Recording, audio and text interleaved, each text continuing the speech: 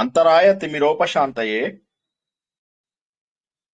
శాంతపావనమచింత్య వైభవం తం నరం వపుషి కుంజరం ముఖే మన్మహే కిమపి తుందిలం మహః వసుదేవసుతం దేవం కంసచాణూరమర్ధనం దేవకీ పరమానందం కృష్ణం వందే జగద్గురుం శ్రీకృష్ణం వందే జగద్గురుం. భగవద్బంధువులకు, ఆత్మస్వరూపులకు, సత్యాన్వేషులకు స్వాగతం, సుస్వాగతం. భగవంతుడిది రూపం ఏంటి? సాకారమా, నిరాకారమా? రెండూను. భగవద్గీతలో మనం అదే తెలుసుకున్నాం. భగవంతుడిని రూపంతో పూజించవచ్చు, రూపం లేకుండా కూడా పూజించవచ్చు. అయితే రూపంతో పూజించాలంటే ఏ రూపం? రాముడు కావాలా, కృష్ణుడు కావాలా, ఇంకెవరన్నా కావాలా అంటే ఎవరైనా సరే. వీటన్నిటితో పాటు ప్రకృతిని పూజించడం అంటే దేవుడికి రూపం లేదని ఎవరన్నారు? ఇప్పుడు ఇక్కడ క్వశ్చన్ ఏంటంటే, ప్రకృతిని చూసిన తర్వాత కూడా నువ్వు దేవుడికి రూపం లేదు అంటే ఎట్లాగా? రూపం ఉంది, భగవంతుడికి రూపం ఉంది. నిరాకారుడు అన్నవాడు నిజంగా చెప్పాలంటే గుడ్డివాడితో సమానం. కన్నులుండి కూడా చూడలేనటువంటి వాళ్ళు అవుతారు వీళ్ళందరూ. అదేవిధంగా భగవంతుడి యొక్క శబ్దము, ఈ శబ్దం అనేది ఏదైతే మనకు బయట వినిపిస్తూ ఉంటుందో, గాలి రూపంలో, వర్షం రూపంలో, చెట్ల రూపంలో, చేమల రూపంలో, పక్షుల రూపంలో, జంతువుల రూపంలో వినిపించేటటువంటి ప్రతి శబ్దము కూడా భగవంతుడి నుంచి వచ్చినదే. కాబట్టి ఆ దివ్య నాదం ఏదైతే ఉందో అది వినని వాళ్ళు ఎవరు? అది భగవంతుడిది. వాళ్ళు బహుశా చెవిటి వాళ్ళు అయి ఉండాలి. అంటే నాకు దేవుడు లేడు అనేవాళ్ళు వీళ్ళు. కాబట్టి ఈ ప్రపంచమంతా కూడా ఒక మధురమైనటువంటి ధ్వని ఈ ప్రపంచమంతా వ్యాపించి ఉంది. కాబట్టి భగవంతుడు ఇక్కడ ఉన్నాడు, అక్కడ లేడు అని కాదు.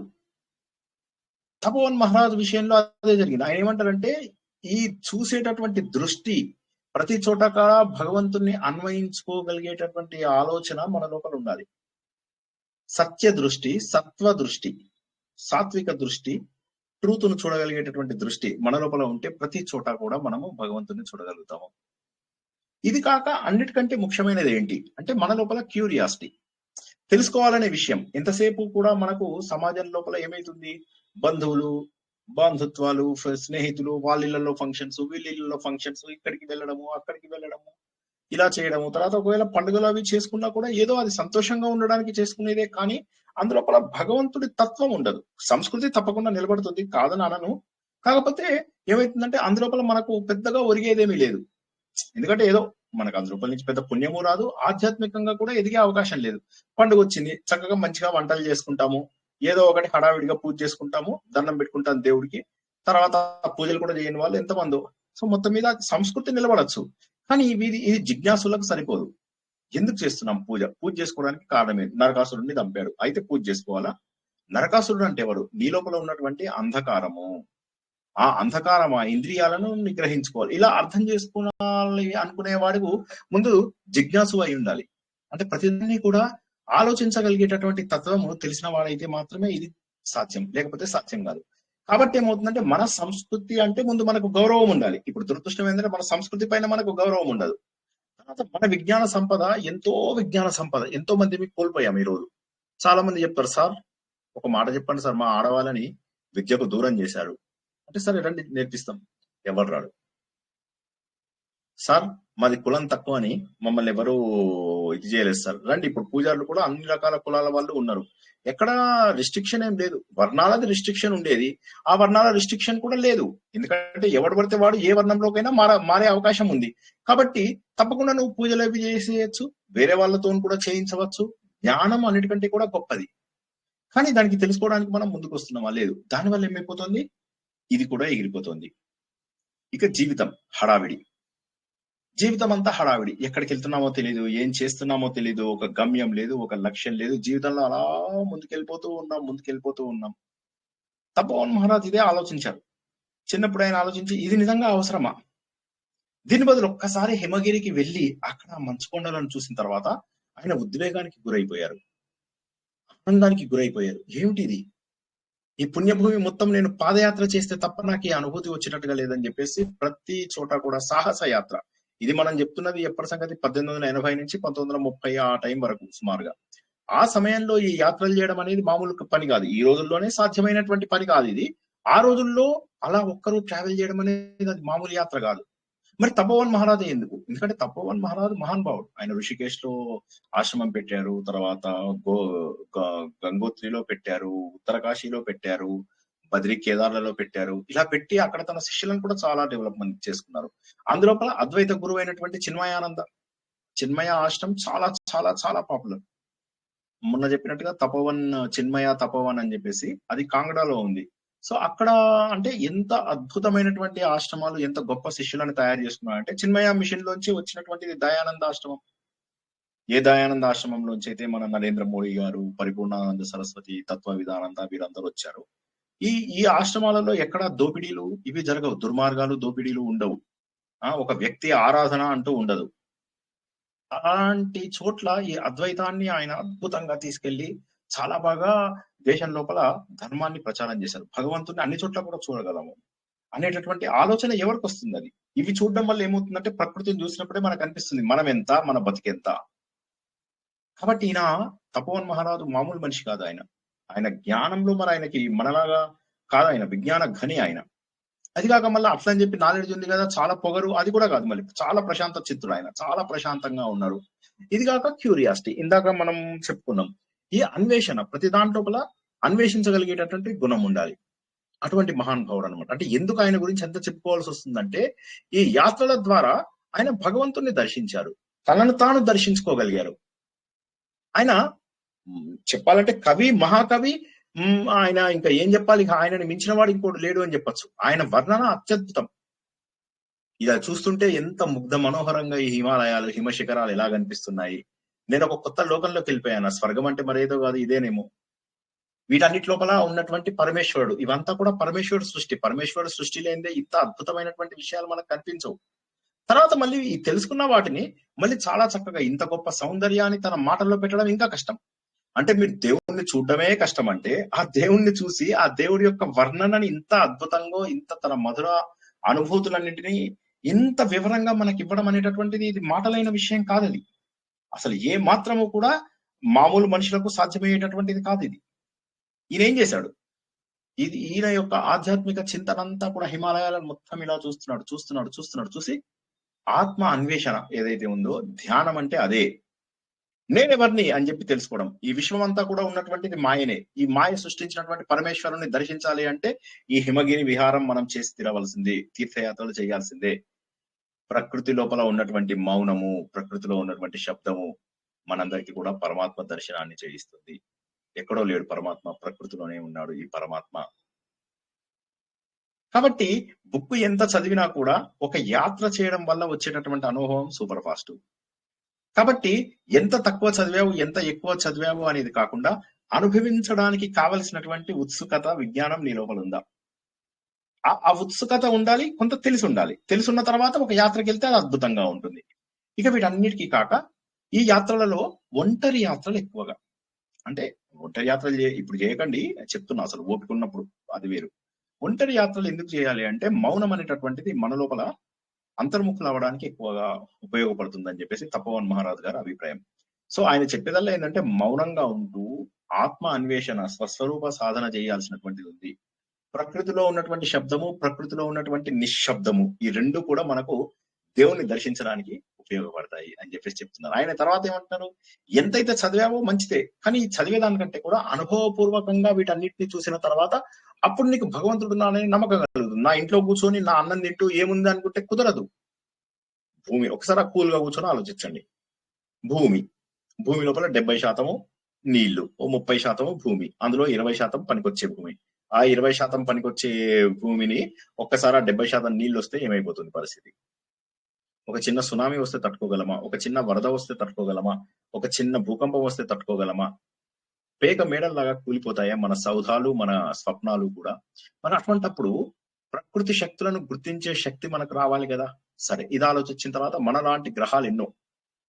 గురుగ్రహం తీసుకుంటే మనకే 1500-2000 రెట్ల పెద్దది. మనం ఇంతున్నామంటే గురుగ్రహం 2000 రెట్లు ఉంటుంది.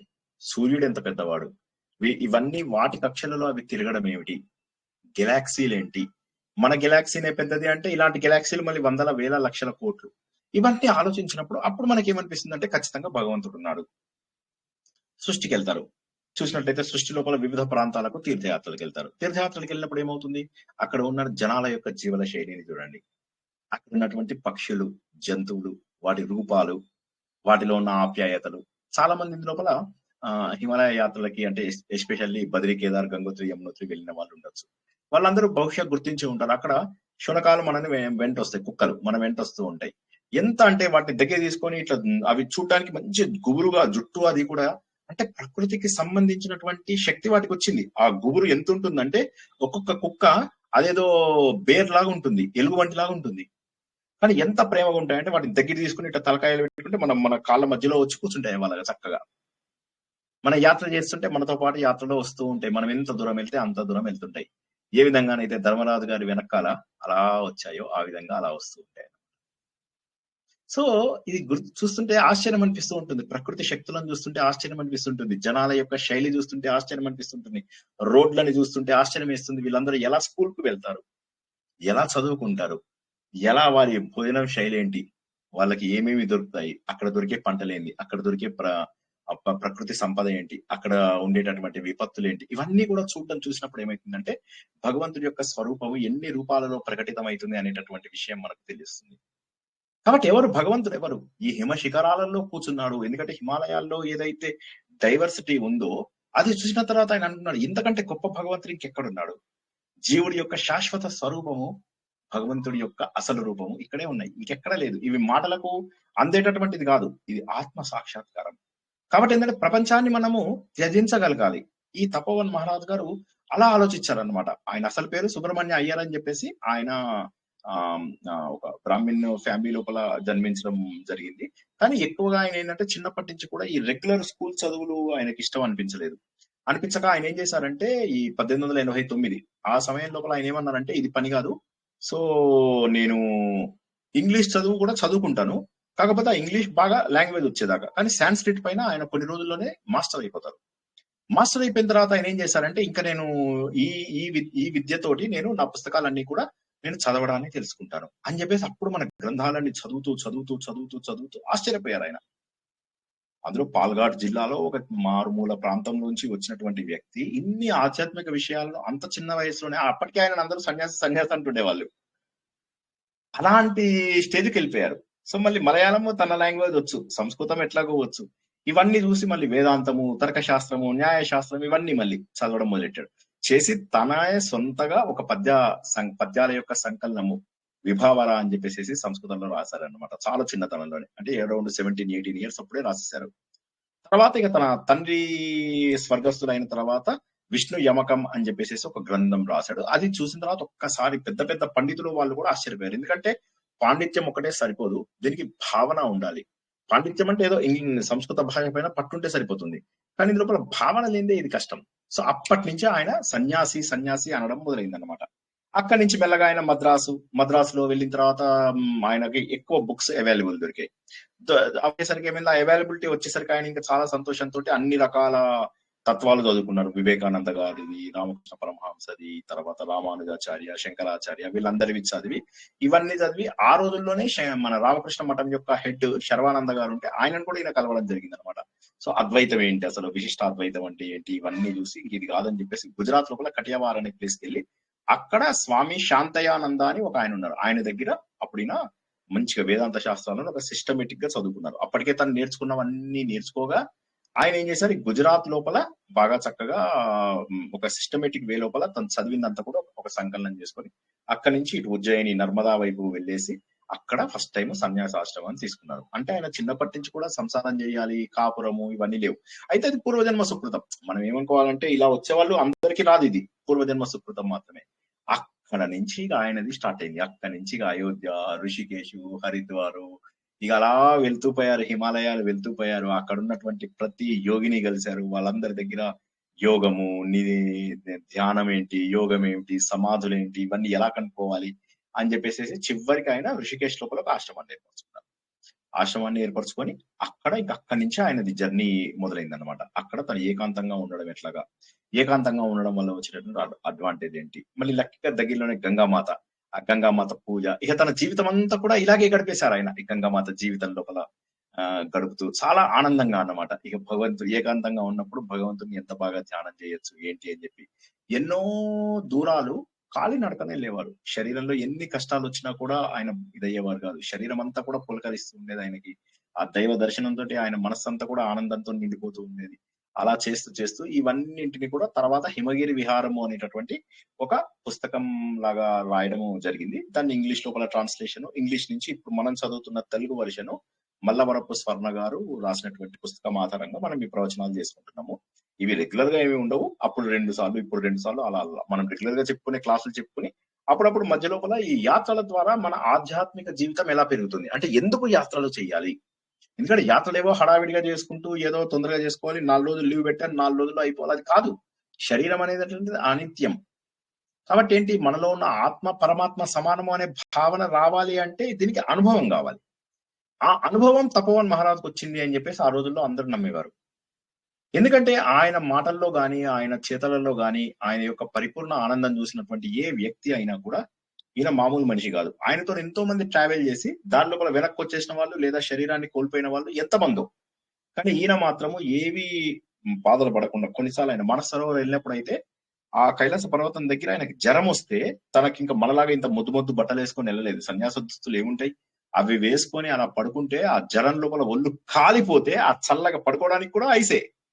దాని మీద పడుకొని 3 రోజులు, 4 రోజులు, 5 రోజులు అలా 10 రోజుల పాటు ఆ బాధను అనుభవించి మళ్ళీ దాంట్లోంచి రికవర్ అయ్యి, అంటే దేహం కంటే కూడా మనస్సు గొప్పది. నేను గనక ధైర్యంగా ఉంటే ఏ యాత్రనైనా కూడా చెయ్యొచ్చు. కాబట్టి ఇహలోక సుఖాలని, ఇహలోక బంధాలని గనక నేను వదిలేసినప్పుడు నేను శారీరకంగా, మానసికంగా కూడా దృఢంగా అవుతాను అని చెప్పేసి శరీరాన్ని ఇట్లా జస్ట్ జీర్ణ శరీరం ఇది, నేను ఎంత వదిలేస్తే ఎంత అన్న టైప్ లోపల ఆయన అద్భుతంగా కూడా వదిలేయగలిగారు. అంటే ఆ స్థాయి మనకు రావడం కష్టం. ఈ బుక్ రాసిన ఆవిడ మల్లవరపు స్వర్ణ గారు ట్రాన్స్లేట్ చేశారు. ఆవిడ ఎంత అద్భుతంగా ట్రాన్స్లేట్ చేశారంటే అసలు 99.9% చక్కటి పదాలను వాడడము, చిన్న చిన్న ప్రింటింగ్ మిస్టేక్స్ అవి కూడా ఆవిడ తప్పులేం కాదు, ప్రింటింగ్ లో వాటిలో వచ్చినటువంటి మిస్టేక్స్ అన్నమాట. అప్పుడు మా డ్రైవర్ వెళ్ళి బుక్ తీసుకురావడము జరిగింది. వాళ్ళ ఇంటికి వెళ్ళి తీసుకొచ్చారు అనమాట ఆయన బుక్. నేను అది మీకు అడ్రస్ పెడతాను, తప్పకుండా వీలైన ప్రతి ఒక్కరూ కొనుక్కోండి. ఎందుకంటే సమయం ఉన్నప్పుడే చదువుకోవాలి. మళ్ళీ సమయం మనకు దొరుకుతుంది జీవితంలో అనేది గ్యారంటీ ఏమీ లేదు. ఈవిడ కూడా ఇంగ్లీషు ప్రొఫెసరు, హెడ్ మాస్టర్ గా చేశారు. మాడపాటి హనుమంతరావు స్కూల్ లోపల చేసి తర్వాత రిటైర్ అయిపోయిన తర్వాత పూర్తిగా దైవ చింతన వైపు రావడం. ఈ మార్గంలోకి రావడమే కొంతమంది కష్టము. కొంతమంది ఏంటంటే రిటైర్మెంట్ తర్వాత వస్తారు, వచ్చాక కూడా ఏదో హడావిడిగా ఎక్కడికో వెళ్లి భజనలు చేయడము, చప్పట్లు కొట్టడంతో సరిపోతుంది. కానీ ఈవిడ అలా కాకుండా దైవ చింతన, తర్వాత మంచి ఆధ్యాత్మిక ధోరణి ఉండి రకరకాల పుస్తకాలు చదివి అందులో ఉన్న భావాలన్నింటినీ చేసి ఈవిడ ఆశ్చర్యపోయి ఇలాంటి పుస్తకము అసలు మనకు తెలుగులో లేకపోవడము ఆశ్చర్యము. ఇంత గొప్పది, ఇంతగా నన్ను ఆకర్షించినటువంటి పుస్తకాన్ని ప్రతి ఒక్క తెలుగు వాడికి అందజేయాలి. ఇది హిమాలయ ఎంత తక్కువ తెలుసా, 150 రూపాయలు ఎంతో ఆ బుక్. అసలు ఆ బుక్ విలువ కట్టలేము నిజం చెప్పాలంటే. తప్పక వీలైన ప్రతి ఒక్కరూ కూడా ఈ పుస్తకాన్ని కొనుక్కోవాలి. హిమాలయ విశిష్టతని స్వామివారు ఆయన ఎంత గొప్పగా చెప్పుకుంటూ వెళ్ళాడు. చెబుతూ ప్రతి యాత్ర వెనకాల మళ్ళీ ఒక ఆధ్యాత్మిక సందేశం. అలాంటి అద్భుతమైనటువంటి సందేశాన్ని మల్లవరపు స్వర్ణ గారు ఈవిడ మనందరికీ అందించారు. ఇప్పుడు ఆవిడ లేరు. ఇది ఒక అమోఘమైనటువంటి పుస్తకము. ఆవిడని ప్రత్యేకంగా నేనే వెళ్ళి దర్శించుకుంటే బాగుండేది. బట్ మా డ్రైవర్ వెళ్ళి బుక్ తీసుకురావడంతో నేను అప్పుడు వెళ్ళాల్సి మధ్యలో ఆగిపోయి ఉండిపోయాను అనమాట. ఆ అదృష్టం అతనికి కలిగింది, నాకు కలగలేదు. సో ఇటువంటి మహానుభావులని మనం చాలా తక్కువగా చూస్తూ ఉంటాం. ఎందుకంటే ఈ బుక్ ని తెలుగులో రాయాలనే ఆలోచన రావడమే గ్రేట్. ఎందుకంటే ఇంగ్లీష్ బుక్ నేను మీ అందరికీ పెట్టాను. వీళ్ళున్న వాళ్ళు ఇంగ్లీష్ బుక్ పీడిఎఫ్ లో ఇంగ్లీష్ చదువుకోగలిగిన వాళ్ళు ఇంగ్లీష్ బుక్ తప్పకుండా చదవండి. ఇది కూడా గాంధీనగర్ వీళ్ళ అడ్రస్ నేను మీకు పంపిస్తే తప్పకుండా మీరు వీలైన వాళ్ళు తప్పకుండా కొనుక్కోవచ్చు అనమాట. సో ఈ విధంగా ఈయన జీవితం లోపల చిన్నప్పటి నుంచే సన్యాసిగా భావింపగలిగేటటువంటి ఒక ఆల్రెడీ పరిణతి. అంటే నాకేమనిపిస్తుంది అంటే కొంతవరకు పూర్వజన్మ సుకృతం ఉండాలి, లేకపోతే ఇది చాలా కష్టం. ఈయన ఎన్నో యాత్రలు చేశారు. అందులో మొట్టమొదట ఈయన పుస్తకంలో వచ్చేది మన ఋషికేష్ కి కారణం ఏంటి, ఋషికేష్ ఎందుకు, ఈ ఋషికేష్ కి అసలు పేరు ఎట్లా వచ్చింది, ఋషికేష్ లో జాగ్రఫీ ఏంటి, ఇక్కడ పశువులు పక్షులు ఎట్లా ఉన్నాయి, ఇవి ఎలా సహజీవనం చేస్తున్నాయి, గంగా నది ఎలా ఉంది, సాధన మనము ఎలా చేస్తే బాగుంటుంది, ఇలాంటి అద్భుతమైన విషయాలన్నీ కూడా ఈయన మొట్టమొదటి భాగమైనటువంటి ఈ ఏమంటారు ఈ ఋషికేశ్ లోపల చెప్పారు. అది మనం తెలుసుకునే ముందు ఎవరికైనా ప్రశ్నలు ఉంటే ఒక్కసారి తీసుకుందాం. ఏమన్నా ఇప్పటి సరే వరకు బుక్ ఇక్కడ బుక్ స్టాల్స్ లో అడిగినా సరస్వతి గారును పరిపూర్ణానంద స్వామి ఒకరేనండి? ఏంటండి? పరిపూర్ణానంద సరస్వతి గారు, పరిపూర్ణానంద స్వామీజీ అని వేరు వేరు ఉన్నారా? ఈయన శ్రీపీఠం ఆయన నేను చెప్పేది శ్రీపీఠం ఆయన తత్వవిధానంద సరస్వతి, నరేంద్ర మోడీ వీళ్ళందరూ కూడా దయానంద ఆశ్రమం నుంచి వచ్చారు. ఈ దయానంద ఆశ్రమము చిన్మయ మిషన్ నుంచి వచ్చింది. చిన్మయ మిషన్ మన తపోవన్ మహారాజ్ గారి యొక్క శిష్యుడు అన్నమాట. సో తపోవన్ మహారాజు గ్రాండ్ ఫాదర్ రిలేషన్షిప్ అన్నమాట. ఓకే, ఇప్పుడున్న పరిపూర్ణానంద స్వామీజీ వేరు కదా, ఆయన వేరే అనుకుంటా. శ్రీపీఠం ఇప్పుడున్నారు కదా, ఒక్క నిమిషం. శ్రీపీఠం ఆయన దయానంద ఆశ్రమం. Dayananda Kakinada Sripeetham young gentlemen sir, young గా ఉంటారు ఆయనేనా? కొద్దిగా విరాట్ కోహ్లీ లాగా ఉంటారు. చెప్పేవారు సార్. నేను భగవద్గీత ప్రవచనాలు అవి విన్నాను ఒక 6 years బ్యాక్. ఆయనేనా అని టీవీలో రావట్లేదు సార్, ముందు వచ్చేవారు, ఇప్పుడు రావట్లేదు టీవీలో కదా. ఇప్పుడు హైదరాబాద్ కి రావడం లేదు, ఇప్పుడు హైదరాబాద్ తక్కువగా వస్తున్నారు. కానీ ఆయన ముందు బాగా వచ్చేవారు. ఆయనకి హైదరాబాద్ లో కూడా చాలా పెద్ద ఫ్యాన్ ఫాలోయింగ్ ఉండేది. ఒక టైం లోపల చాలా పెద్ద ఫాలోయింగ్ ఉండేది ఆయనకి. సో ఆయన అది కాక తత్వ విధానంగా ఇప్పుడున్నారు. ఇప్పుడు ప్రస్తుతానికి ఆయన అమెరికాలో ఉన్నారు. ఎవ్రీ 6 months అమెరికాలో ఉంటారు, 6 months ఇండియాలో ఆయన చేస్తూ ఉంటారు. సరే, నరేంద్ర మోడీ గారు మీ అందరికీ తెలిసిన విషయమే. సో అలాగా వీళ్ళు ముగ్గురు కూడా అదే ఆశ్రమం. తత్వ విధానంద స్వామి గారి చాలా వాయిస్ తక్కువ వస్తున్నాయి సార్, ఆడియో. అవును, కరెక్టే, ఆడియోస్ అంత క్లియర్ గా లేవు, చాలా స్లో వాయిస్ వస్తున్నాయి. మధ్యలో పాలిటిక్స్ లో వచ్చారు కదా సార్ పరిపూర్ణానంద స్వామి. అవును, అప్పుడు కాషాయం కూడా తీసేస్తారు. వాళ్ళ మదర్కి కళ్ళు కొంచెం ఏమో ప్రాబ్లం ఉన్నట్టుగా చెప్తున్నారు కదా సార్. అవును కరెక్ట్, ఆయననే. అమ్మగారు కదా సార్, కళ్ళు కనిపించకుండేది వాళ్ళ అమ్మగారి కదా సార్ పరిపూర్ణానంద స్వామి. అవును ఎక్స్పైర్ అయ్యారు సార్, వాళ్ళ మదర్ ఈ మధ్య ఎక్స్పైర్ అయ్యారండి. అరే నాకు తెలియదండి. మాది కాకినాడ సార్. ఎత్తుకుని మేము వెళ్తూ ఉంటామండి ఆశ్రమానికి. విగ్రహం కూడా విగ్రహం చేపించున్నారు అనుకుంటా, తనదేనా గుర్తులేదు. తల్లి విగ్రహం చేపించి ఉండొచ్చు, నాకు అది తెలియదు. నేను ఎప్పుడు వెళ్ళలేదు శ్రీపీఠంకి, ఎప్పుడు వెళ్ళలేదు. నేను ఒరిజినల్లీ నా అమ్మ సైడు నాన్న సైడు కాకినాడే అయినప్పటికీ నేను ఎప్పుడు కాకినాడకు వెళ్ళలేదు. సో నేను పుట్టింది హైదరాబాదు, పెరిగిందంతా కూడా నిజామాబాదు. అందువల్ల నా రూట్స్ కాకినాడ ఉన్నప్పటికీ అమ్మ వైపు నాన్న వైపు కూడా నా రూట్స్ కాకినాడనే. కానీ నేను పుట్టింది హైదరాబాదు, పెరిగిందంతా కూడా నిజామాబాదు. మళ్ళీ ఇంజనీరింగ్ టైం నుంచి మళ్ళీ ఇక్కడ హైదరాబాద్ కు రావడం జరిగింది. సో ఏది ఏమైనప్పటికీ కూడా మనకు మహానుభావులు అందరూ వచ్చిన చాలా బాగుండేవి. నేను ఎప్పుడు ఆయన వింటుండేది చాలా. అవును, బాగుంది. తత్వ విధానంద గారివి కూడా వీలైనవి వాయిస్ బాగా వచ్చినవి తప్పకుండా వినండి. వింటూ ఉంటే the more you listen the more you understand. 6th chapter అయితే బాగానే వస్తుంది వాయిస్. 6th chapter మిగతా నేను చూస్తే అంత వాయిస్ రావట్లేదండి. చాలా దగ్గరగా పెట్టుకొని వింటే. అవునవును, నేను ఇయర్ ఫోన్స్ తో వింటాను. జనరల్ నేను ఇయర్ ఫోన్స్ తో వింటాను. చాలా ఎపిసోడ్స్ ఉన్నాయి సార్, అసలు ఎన్ని. నేను కూడా పెట్టినాను వాట్సాప్.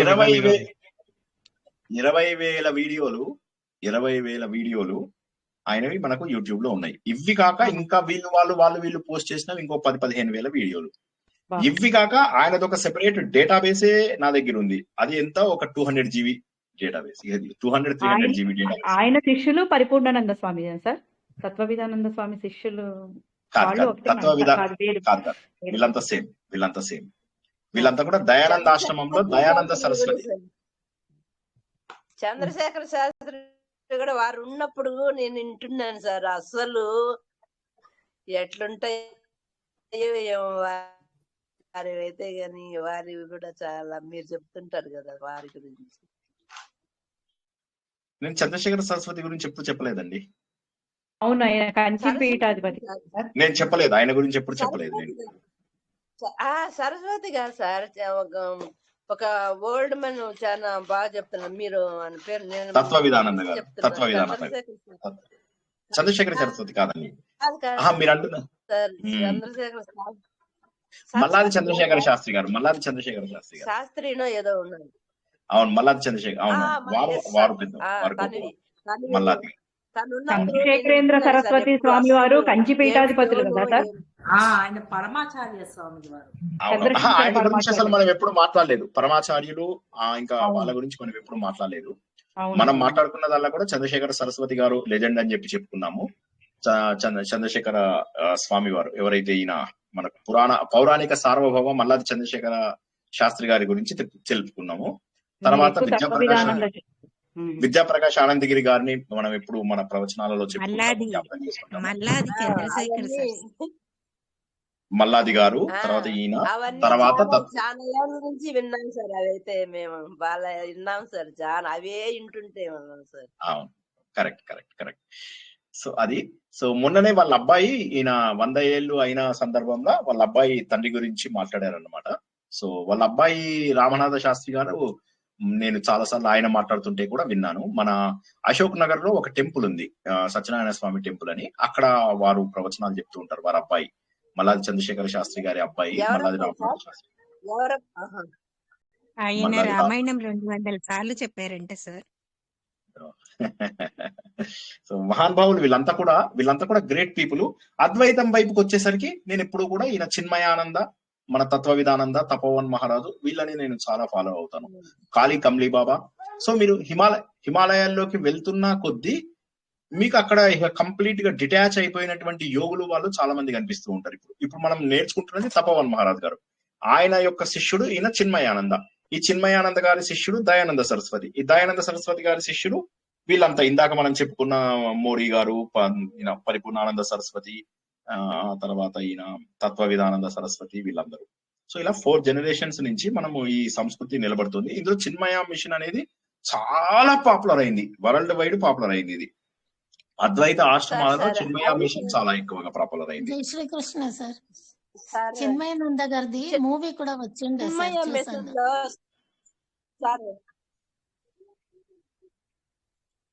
సార్. విద్యాప్రకాశ్ ఆనంద స్వామి వారు కూడా 250 సార్లు భగవద్గీత చెప్పారు సార్. ఆయన కూడా భగవద్గీత 40-35 ఏళ్ళ ముందు చిన్మయ నందలో ఒక స్వామి సన్నగా ఉంటాడు సార్, ఆయన పేరు గుర్తులేదు, అది భలే ఉంటుంది. ఓకే, సరే, మనం తెలుసుకునేది ఇప్పుడు తపోవన్ మహారాజ్ గారి యాత్రల గురించి తెలుసుకుందాం. అక్కడిక్కడ వెళ్ళాను నేను ఆశ్రమానికి, Shukabrahmashramam. Right, Shukabrahmashramam, correct. So ఈ విధంగా ఇప్పుడు మహానుభావులు మన దేశం లోపల మహానుభావులకి ఒకటి అడుగుతాను సార్. ఒకటి సార్, నేను 35 ఏళ్ళ ముందు చిన్మయానంద స్వామి ఒక సన్నగా, ఆయన పేరు గుర్తులేదు సార్, భలే చెప్తున్నాడు సార్. ఆయన పేరు గుర్తులేదు, అది సెర్చ్ చేద్దాం అనుకుంటే గుర్తులేదు. మీరేమన్నా చెప్పగలరు? విద్యాప్రకాశగిరి గారు సార్, ఆయన సన్నగా ఉన్నారంటే విద్యాప్రకాశ్ ఆనందగిరి అయ్యి ఉండొచ్చు. విద్యాప్రకాశ్ ఆనందగిరి శుకబ్రహ్మ, ఆయన చాలా సన్నగా ఉంటారు, చాలా నవ్వుతారు. ఆయన కల్పషన్ లేకుండా. చిన్మయ మిషన్ ఆయన డిఫరెంట్ గా ఉంటారు, గడ్డంతో ఉంటారు. ఆయన చిన్మయ మిషన్ వేరు, ఆయన ఇంగ్లీష్ లో మాట్లాడతారు. ఓకేనా? మనం సార్ ఆయన ఉన్నారు సార్, ఆయన పేరు గుర్తురా, చిన్మయానంద స్వామి. క్లాస్ అయిపోయింది, మనం ప్రారంభించుకుందామా? ఓకే, క్లాస్ అయిపోయాక మాట్లాడుకుందాం, మళ్ళీ మాట్లాడుకుందాం కాసేపు అయ్యాక. సో రిషికేష్ యాత్రతోటి ఈయన హిమాలయాలు అంటే ఏంటి అనేది తెలియజేశారు. ఏంటి హిమాలయాలలో స్టార్టింగ్ పాయింట్? ఇప్పుడు మనకి హిమాలయాల లోపల రకరకాలు ఉంటాయి. గ్రేటర్ హిమాలయాస్ అని, మిడిల్ రేంజ్ హిమాలయాస్ అని, లోయర్ హిమాలయాస్ అని.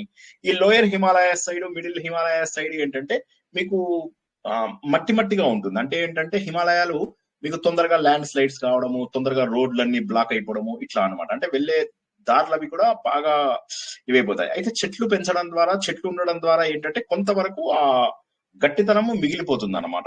ఇది కాక పర్వతాలలో ఫాల్ట్ లైన్స్ అని ఉంటాయి. ఆ ఫాల్ట్ లైన్స్ కూడా కొన్ని హిమాలయాస్ లో, మన సైడ్ ఉన్న హిమాలయాస్ లో ఉన్నాయి. ఇప్పుడు మీరు చైనా సైడ్ చూసుకున్నటువంటి హిమాలయాల లోపల ఇవి లేవు. చైనా సైడ్ ఉన్నటువంటి హిమాలయాలు గట్టి హిమాలయాస్, గ్రేటర్ హిమాలయాస్ ఏవైతే ఉన్నాయో అవి చాలా గట్టిగా ఉంటాయి. అక్కడ మీరు 80-100 కిలోమీటర్ స్పీడ్లలో వెళ్ళినా కూడా ఏం కాదు. అయితే మన దగ్గర ఏంటంటే ఇప్పుడు ఈ మధ్య అద్భుతమైనటువంటి రోడ్లు అవి ఇవి కూడా నిర్మించారు. అయితే ఇప్పుడు ఈయన మన తపోవన్ మహారాజు ఎప్పుడైతే 1880 నుంచి ఆయన ఒక 20 ఏళ్లలో బుక్స్ రాసిన తర్వాత 30 ఏళ్లకు ఆయన సన్యాసం తీసుకుని సుమారుగా 1905, 1910 ఆ సమయం నుంచి ప్రారంభించినటువంటి యాత్రల గురించి మనం తెలుసుకుంటున్నాం. అందులో మొట్టమొదటి యాత్ర ఆయన ఏం చేశారంటే హిమాలయ స్టార్టింగ్ పాయింటే ఇచ్చేశాడు. ఆ స్టార్టింగ్ పాయింట్ ఏంటంటే ఇది మన శివాలిక్ రేంజ్ అంటారు దీన్ని. ఈ రేంజ్ ని శివాలిక్ రేంజ్ అంటారు. మీరు ఋషికేశ్ లోపల చూసినట్టయితే 2 సైడ్స్ పర్వతాలని శివాలిక్ రేంజ్ అంటారు. హిమాలయాలలో మొదటి భాగం అది. ఆ శివాలిక్ రేంజ్ లో స్టార్ట్ చేశారు. అది రావాలంటే ఆ రోజుల్లో అంత సులువుగా వచ్చేవాళ్ళు కాదనమాట. ముందు హరిద్వార్ నుంచి బయలుదేరాలి. హరిద్వార్ నుంచి బయలుదేరిన తర్వాత దట్టమైనటువంటి హిమాలయాలు, మధ్య లోపల అరణ్యాలు ఉంటాయి. అట్లా మీరు 14 మైల్స్ ట్రావెల్. ఈయన ఏం చేస్తున్నారంటే ఆ రోజుల్లో హీ రోడ్ హిస్ ట్రావెలాగ్. అప్పుడు ఆయనకు తెలియదు కదా. ఇప్పుడు ఇవాళ మనం చదువుతుంటే మనకి ఇవన్నీ ఆశ్చర్యం వేసావు, నువ్వు ఏముంది బస్సులో వెళ్ళిపోతే సరిపోతుంది కదా అని అనిపిస్తుంది. కాకపోతే ఆ రోజుల్లో ఆయన చెప్పింది ఏంటంటే అలా కాదు, మీరు ఇలా నడుచుకుంటూ వెళ్ళండి. దట్టమైనటువంటి అరణ్యంలో మీరు ఒక 15 మైల్స్ అలా 15 మైళ్ళు కనుక అలా వెళ్తే 15 సుమారు 25, 26, 27 కిలోమీటర్లు నడిచినట్లయితే మీరు ఋషికేశ్కి వెళ్తారు. ఈ ఋషికేశ్ అనేది మామూలు ప్రదేశం కాదు, చాలా అందమైనటువంటి ప్రదేశము. ఈ చుట్టూరా కూడా బోల్డ్ అనే అరణ్యాలు అవి ఇవి కూడా ఉంటాయి. మీకు ఈ పర్వతాలు ఏదైతే మనం శివాలిక్ అన్నామో వీటిని మణికూట పర్వతాలు అని కూడా అంటారు అనమాట. సో అదే ఆయన చెప్పాడు, వీటిని మణికూట పర్వతాలు అని చెప్పేసి అంటారు అనమాట. ఈ మణికూట పర్వతాలు అయితే ఉన్నాయో దానికి దగ్గరలోనే మీకు గంగా నది అద్భుతంగా ప్రవహిస్తూ ఉంటుంది అనమాట. ఇది ప్రకృతి సంపద అని మాత్రం అనుకోకండి, ఇది దైవత్వానికి, దేవుడి యొక్క అసలు స్వరూపానికి ఇవి నిదర్శనాలుగా మీకు కనిపిస్తూ ఉంటాయి. సో ఒక వ్యక్తి ఇక్కడ ఇంద్రియాలను జయించడము జరిగింది, అందుకని చెప్పి ఋషికేశ్ అంటే ఇంద్రియాలను జయించిన వాడు అని మనం ఇంతకు ముందు తెలుసుకున్నాం కదా, అందువల్ల ఆ పేరు వచ్చింది అని చెప్పేసి చెప్తారు. అది కాక ఒక మామిడి చెట్టు మీద కూర్చుని ఒక విష్ణుమూర్తి ఒక ఋషికి ఈయన దర్శనమిచ్చాడు. అందువల్ల దీన్ని కుబ్జా మరక అంటారు. కుబ్జా మరక అంటే కుబ్జా అంటే చిన్నదైనటువంటి మామిడి చెట్టు అని చెప్పి, మామిడి చెట్టు మీద ఉండి సో ఏదేమైనప్పటికీ ఈయన జస్ట్ ఇంట్రడక్షన్ ఇస్తున్నాడు, ఆ ప్లేస్ గురించి చెప్తున్నారు. దీని పేరు కుబ్జా మరకం అనేటటువంటి ప్లేస్ అని కూడా అంటారు. ఋషికేశ్ అని ఎందుకంటే ఒక ఋషి ఇక్కడ ఇంద్రియాలను చాలా సులభంగా నిగ్రహించుకోగలిగాడు. ఈ ప్రదేశానికి వచ్చిన వాళ్ళందరూ కూడా ఇంద్రియాలను సులభంగా నిగ్రహించుకోగలుగుతారు అన్న మీనింగ్ అన్నమాట మనకు. అంటే మనం కూడా ఇక్కడ ఈ ప్రాంతాలలో నిగ్రహించుకోలేనటువంటిది, ఇప్పుడు ఈ ప్రాంతాలలో మనకి ఇంద్రియాలు నిగ్రహం అవ్వవు. ఎందుకంటే మన చుట్టూరా ఉన్నటువంటి జనాలు ఎలాంటి జనాలు ఉంటారు, వీడు రెచ్చగొడతాడు, వాడు రెచ్చగొడతాడు, వీడేదో అంటాడు, వాడేదో అంటాడు, ఇరుకు గోల, ప్రాబ్లమ్స్, తలకాయ నొప్పులు, ఇవన్నీ భరిస్తూ ఎదగడం అనేది జీవితంలో చాలా కష్టం. ఇంద్రియాలను ఎలా జయిస్తారు మీరు? ఒక్కసారి మీరు అలాంటి ప్లేసెస్ కి వెళ్తే మీరు ఇంద్రియాలను జయిస్తారు. ఒక రోజు కష్టపడ్డారు అనుకోండి, 24 గంటల పాటు కష్టపడి రోజంతా కూర్చొని ధ్యానం చేస్తూ పుస్తకాలు చదువుతూ ఉన్నారు అనుకోండి, అప్పుడు అనిపిస్తుంది ఇంట్లో ఉన్నప్పుడు నేను ఎంత సమయాన్ని వృధా చేస్తున్నాను. అంటే మనని మనము తెలుసుకోవడానికి, మన గురించి మనం ఆలోచించుకోవడానికి సమయం కావాల్సిందే. ప్రతి ఒక్కరూ ఈ విషయాన్ని అర్థం చేసుకోవడానికి ప్రయత్నం చెయ్యరు. ఎందుకోసం అంటే ఎంతసేపు ఈ హడావిడి, హంగు, ఆర్భాటము, చుట్టాలు, జనాలు, మనుషులు, పిచ్చి నవ్వులు, పిచ్చి డాన్సులు, పిచ్చి పనులు, వీటి లోపల మన సమయాన్నంతా కూడా మనం పెట్టుకుంటూ మనం ఏంటంటే అసలైనటువంటి పరమాత్మని, మనలో ఉన్నటువంటి దైవత్వాన్ని మనము బయటికి తీసుకురావాలి అని చెప్పి గుర్తించము. కాబట్టి ఆ ఇంద్రియాలు నిగ్రహించడానికి గొప్పదిగా ఉపయోగపడేటటువంటి ప్రదేశం కాబట్టి దీనికి ఋషికేశం అనేటటువంటి పేరిచ్చారు. నంబర్ 1. నంబర్ 2, కుబ్జా మరకం అని ఎందుకంటారంటే ఒక కథ ప్రకారం అక్కడ ఉన్నటువంటి ఋషులకు పరమాత్మ దర్శనం అయింది. పరమాత్మ దర్శనం అయింది. మామిడి చెట్లను చూస్తూ చూస్తూ వారికి ఆ చెట్ల పైన ఉన్నటువంటి ఆ చెట్లు ఇలా వంగి కిందికి వచ్చినట్టుగా ఒక ఋషి కనిపించింది. అనిపించగానే అప్పుడు ఆయన ఏమనుకున్నారంటే ఓకే, దీనికి నేను పేరు పెడతానని కుబ్జా మరకం. ఏది ఏమైనప్పటికీ కూడా ఈ ప్రాచీన కాలం నుంచి కూడా ఇక్కడ చాలా మంది యోగులు, ఋషులు మనం చూసుకున్నట్లయితే మన వేద వ్యాసుడు, గణేషు, వీళ్ళందరూ కూడా ఋషికేశ్ ఈ ప్రాంతాల నుంచి దాటుకుంటూ అటు పైన మనకు బద్రీ లోపల మీరు అందరూ చూసే ఉంటారు. ఎవరో మాట్లాడుతున్నారండి, ఎవరో మ్యూట్ లో పెట్టుకోలేదు, దయచేసి ఒక్కసారి ఏమనుకోకుండా మ్యూట్ లో పెట్టుకుంటారా? దయచేసి అందరూ మ్యూట్ లో ఒక్కసారి ఎవరి కనెక్షన్ వాళ్ళు చెక్ చేసుకోండి. ఎందుకంటే రాజీ అన్నది అన్మ్యూట్ లో. ఓకే, ఒక్కసారి చూసుకోండి అమ్మా, చూసుకొని కొద్దిగా మీరు మ్యూట్ లో పెట్టుకోండి. ఎవరిది వారు మ్యూట్ లో పెట్టేసుకోండి. మళ్ళీ నేను అన్మ్యూట్ చేసుకోమన్నప్పుడు తప్పకుండా చేసుకొని మాట్లాడండి. ఎందుకంటే చక్కటి అనుభవాలు అంటే ఏం సాధించాలి, మనం యాత్రల ద్వారా ఏం సాధించాలి అంటే అప్పుడు చెప్తున్నాడు అనమాట. ఇది చాలా గొప్ప ప్రదేశము. రామ లక్ష్మణ, మీరు ఋషికేశ్ కి ఇల్లు వెళ్ళిన వాళ్ళు ఎవరైనా ఉన్నారా? ఋషికేశ్ కి వెళ్ళి అక్కడ రాముడిది, లక్ష్మణుడిది, భరతుడిది, శత్రుఘ్నుడిది 4 ఆలయాలు ఉన్నాయి. చూసిన వాళ్ళు ఎవరైనా ఉన్నారా? సార్ మేము టైం అయిపోయింది, నైట్ వెళ్ళాము. చూసాను సార్, నేను చూసాను సార్. ఆ జోలాలు ఉన్నాయి కదా సార్, వాటి విషయం ఏంటి సార్? రామ్ జోలా, లక్ష్మణ జోలా వాటిల్లో వెళ్ళాము, వాటి విషయం ఏంటి సార్? నిన్న అవి పక్కన పెట్టుకుందాం. ఫస్ట్ మీరు నేను చెప్పినవి చూసారా? ఫస్ట్ నేను చెప్పిన రాముడి ఆలయము, లక్ష్మణుడి ఆలయము, భరతుడి ఆలయము, శత్రుఘ్నుడి ఆలయం, ఈ 4 ఆలయాలు ఎవరన్నా చూసారా? ఇందులో 4 ఆలయాలు. నేను చూశాను సార్. Very good, excellent. ఈ 4 ఆలయాలు కూడా ఈ ఋషికేశ్ లోనే ఉన్నాయి. ఈ ఇందులోపల ఎస్పెషల్లీ మనకు భరతుడి ఆలయము ఏదైతే ఉన్నదో, ఈ భరతుడి ఆలయం చూడకుండా అసలు ముందు బద్రీ వెళ్లాల్సిన అవసరమే లేదు అని అనుకునేవాళ్ళు. ఆ రోజు లోపల ఏంటంటే ఇది మినీ బద్రీ లాగా, భరతుడి ఆలయం ఏదైతే ఉందో అది మినీ బద్రీ లాగా. ఎందుకంటే భరతుడు అంటే ఈయన రాముడి తమ్ముడా, లేకపోతే భరత వంశంకి చెందినటువంటి భరతుడా, లేకపోతే జడభరతుడు ఆయన ఎవరు అనేది మనకు తెలియదు అన్నమాట. సో అందుకోసం అని చెప్పి ఈ భరతుడు అచ్చం చూడడానికి విష్ణుమూర్తి అవతారం లాగానే ఉంటాడు. సో అది భరతుడి టెంపుల్. అలా మీరు ముందుకెళ్ళినట్టయితే రాముడి టెంపుల్, రామ్ జూలాకి కొద్ది ముందు లోపల మీకు రాముడి టెంపుల్ వస్తుంది. లక్ష్మణ జూలా పక్కనే లక్ష్మణుడి టెంపుల్ ఉంది. రాముడు అయిపోయింది, భరతుడు అయిపోయింది. మరి శత్రుఘ్నుడు ఎక్కడున్నాడు? శత్రుఘ్నుడు ఈ రాముడి టెంపుల్ కి కొద్దిగా పక్కన మీకు అదే లేన్ లోపల మీరు జానకి జూలా, రామ్ జూలా రెండింటికి మధ్య లోపల శత్రుఘ్న టెంపుల్ అని అడిగితే మీకు వస్తుంది.